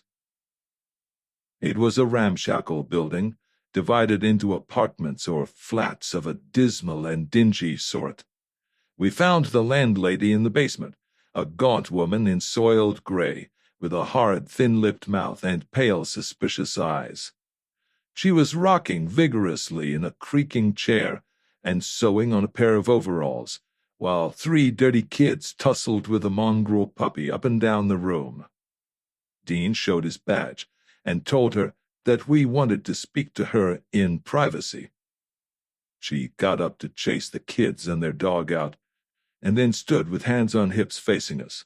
Well, what do you want? She demanded sourly. Want to get a line on your tenants, Dean said. Tell us about them. Tell you about them?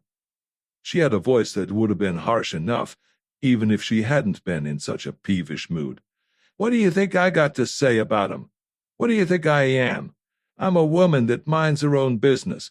Nobody can't say that I don't run a respectable— This was getting us nowhere. Who lives in number 1? I asked.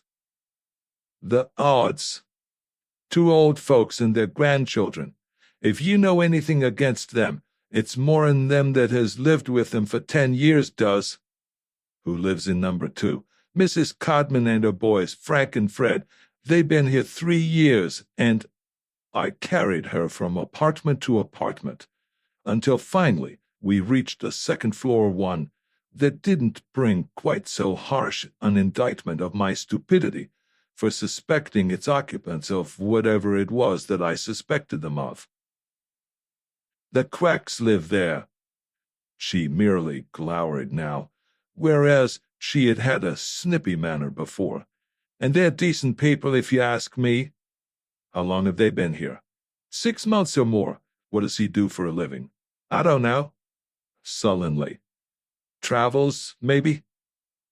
How many in the family? Just him and her, and they're nice, quiet people, too. What does he look like? Like an ordinary man. I ain't a detective.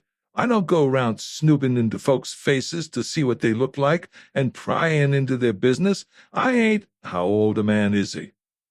Maybe between 35 and 40, if he ain't younger or older. Large or small.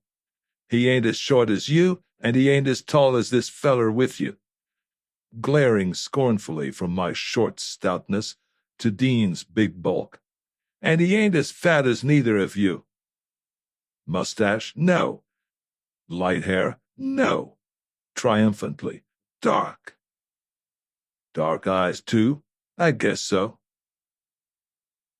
Dean, standing off to one side, looked over the woman's shoulder at me, his lips framed the name, Whitaker. Now, how about Mrs. Quirk? What does she look like? I went on. She's got light hair, is short and chunky, and maybe under 30. Dean and I nodded our satisfaction at each other. That sounded like May Landis, right enough. Are they home much? I continued. I don't know. The gaunt woman snarled sullenly, and I knew she did know, so I waited, looking at her. And presently she added grudgingly, I think they're away a lot, but I ain't sure. I know, I ventured. They are home very seldom, and then only in the daytime. And you know it. She didn't deny it, so I asked, Are they in now? I don't think so, but they might be. Let's take a look at the joint, I suggested to Dean. He nodded and told the woman, Take us up to their apartment and unlock the door for us. I won't, she said with sharp emphasis. You got no right going into folks' homes unless you've got a search warrant. You got one. We got nothing. Dean grinned at her. But we can get plenty if you want to put us to the trouble. You run this house. You can go into any of the flats any time you want, and you can take us in. Take us up, and we'll lay off you. But if you're going to put us to a lot of trouble, then you'll take your chances of being tied up with the Quirks and maybe sharing a cell with them. Think that over. She thought it over, and then, grumbling and growling with each step, took us up to the Quirks' apartment. She made sure they weren't at home, then admitted us. The apartment consisted of 3 rooms, a bath and a kitchen, furnished in the shabby fashion that the ramshackle exterior of the building had prepared us for. In these rooms, we found a few articles of masculine and feminine clothing, toilet accessories, and so on. But the place had none of the marks of a permanent abode. There were no pictures, no cushions, none of the dozens of odds and ends of personal belongings that are usually found in homes. The kitchen had the appearance of long disuse. The interiors of the coffee, tea, spice, and flour containers were clean. 2 things we found that meant something: a handful of elixir Russian cigarettes on a table, and a new box of 32 cartridges, 10 of which were missing, in a dresser drawer. All through our searching, the landlady hovered over us, her pale eyes sharp and curious. But now we chased her out, telling her that, law or no law, we were taking charge of the apartment. This was or is a hideout for Whitaker and his woman, all right, Dean said when we were alone. The only question is whether he intended to lay low here, or whether it was just a place where he made preparations for his getaway. I reckon the best thing is to have the captain put a man in here night and day until we turn up Brother Whitaker. That's safest, I agreed, and he went to the telephone in the front room to arrange it. After Dean was through phoning, I called up the old man to see if anything new had developed. Nothing new, he told me. How are you coming along? Nicely. Maybe I'll have news for you this evening. Did you get those specimens of Whitaker's writing from Ogburn, or shall I have someone else take care of it? I'll get them this evening, I promised. I wasted 10 minutes trying to reach Ogburn at his office before I looked at my watch and saw that it was after 6 o'clock. I found his residence listed in the telephone directory and called in there. Have you anything in Whitaker's writing at home? I asked. I want to get a couple of samples.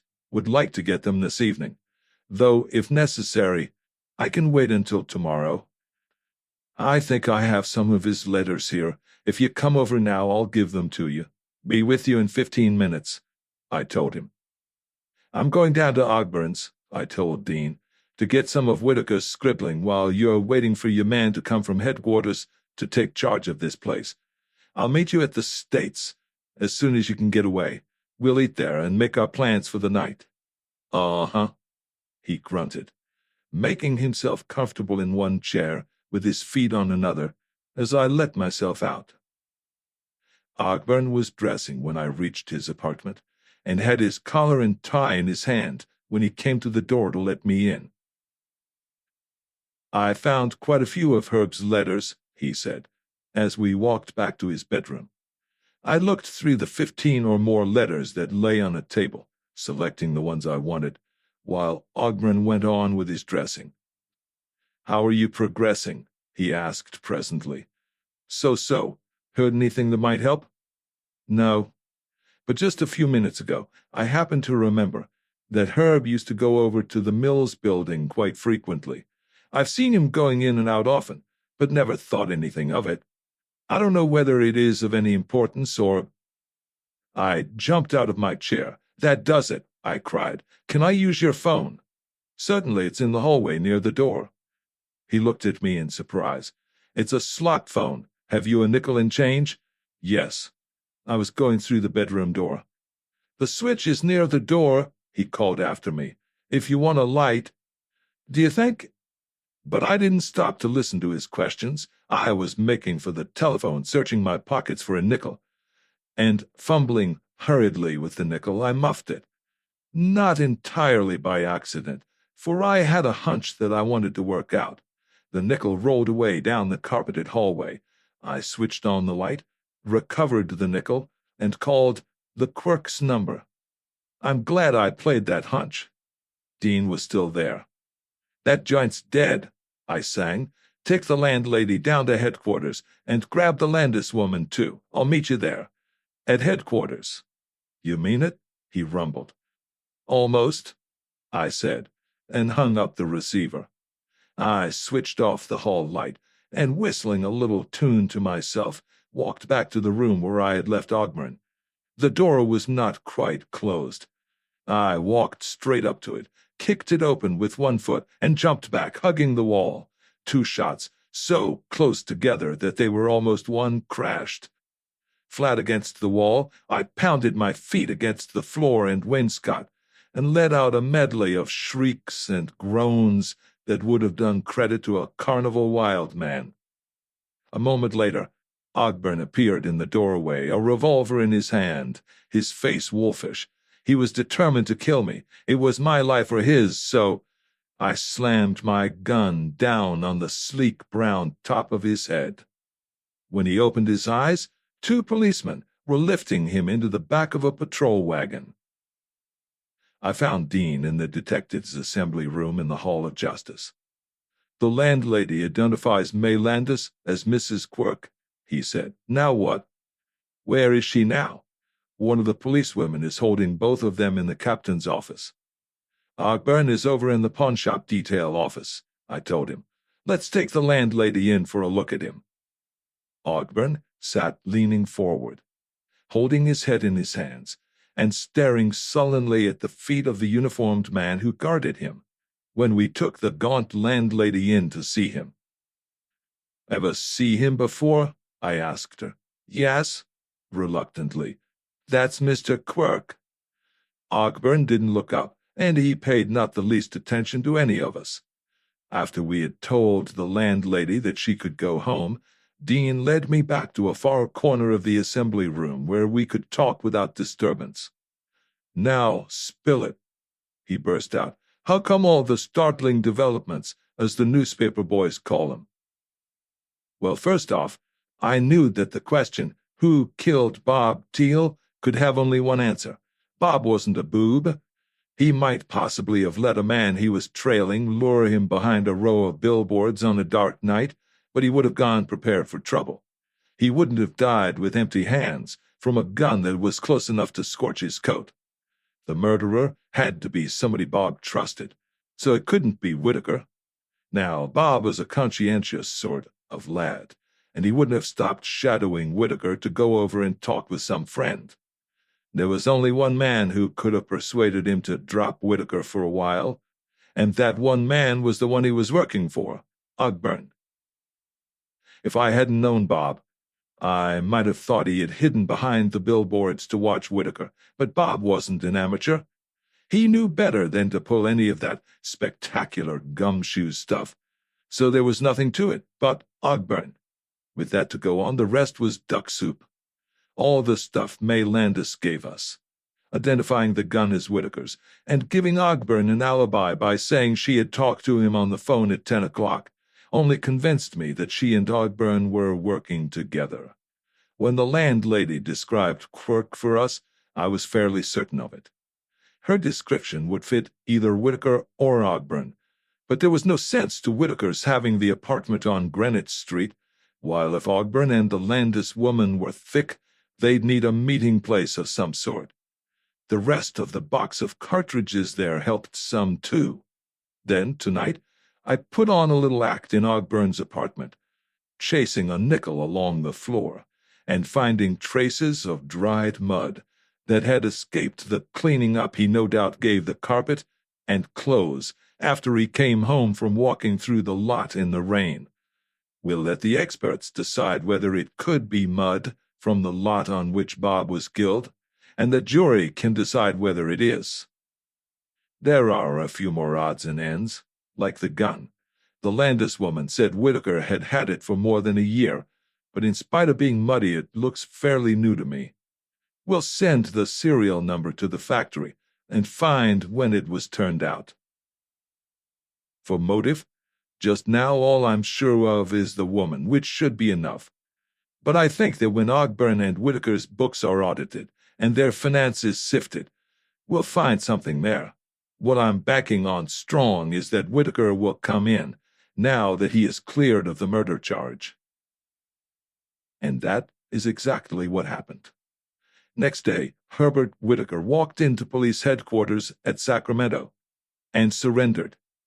Neither Ogburn nor May Landis ever told what they knew, but with Whitaker's testimony, supported by what we were able to pick up here and there, we went into court when the time came and convinced the jury that the facts were these. Ogburn and Whitaker had opened their farm development business as a plain swindle.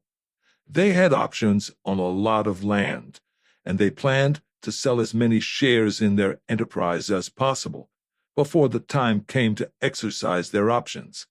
Then they intended packing up their bags and disappearing. Whitaker hadn't much nerve, and he had a clear remembrance of the 3 years he had served in prison for forgery.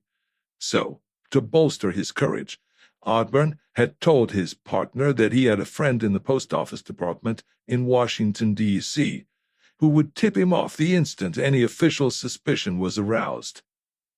The two partners made a neat little pile out of their venture, Ogburn taking charge of the money until the time came for the split-up. Meanwhile, Ogburn and May Landis, Whitaker's supposed wife, had become intimate and had rented the apartment on Greenwich Street, meeting there afternoons when Whitaker was busy at the office and when Ogburn was supposed to be out hunting fresh victims. In this apartment, Ogburn and the woman had hatched their little scheme, whereby they were to get rid of Whitaker, keep all the loot, and clear Ogburn of criminal complicity in the affairs of Ogburn and Whitaker. Ogburn had come into the Continental office and told his little tale of his partner's dishonesty, engaging Bob Teal to shadow him.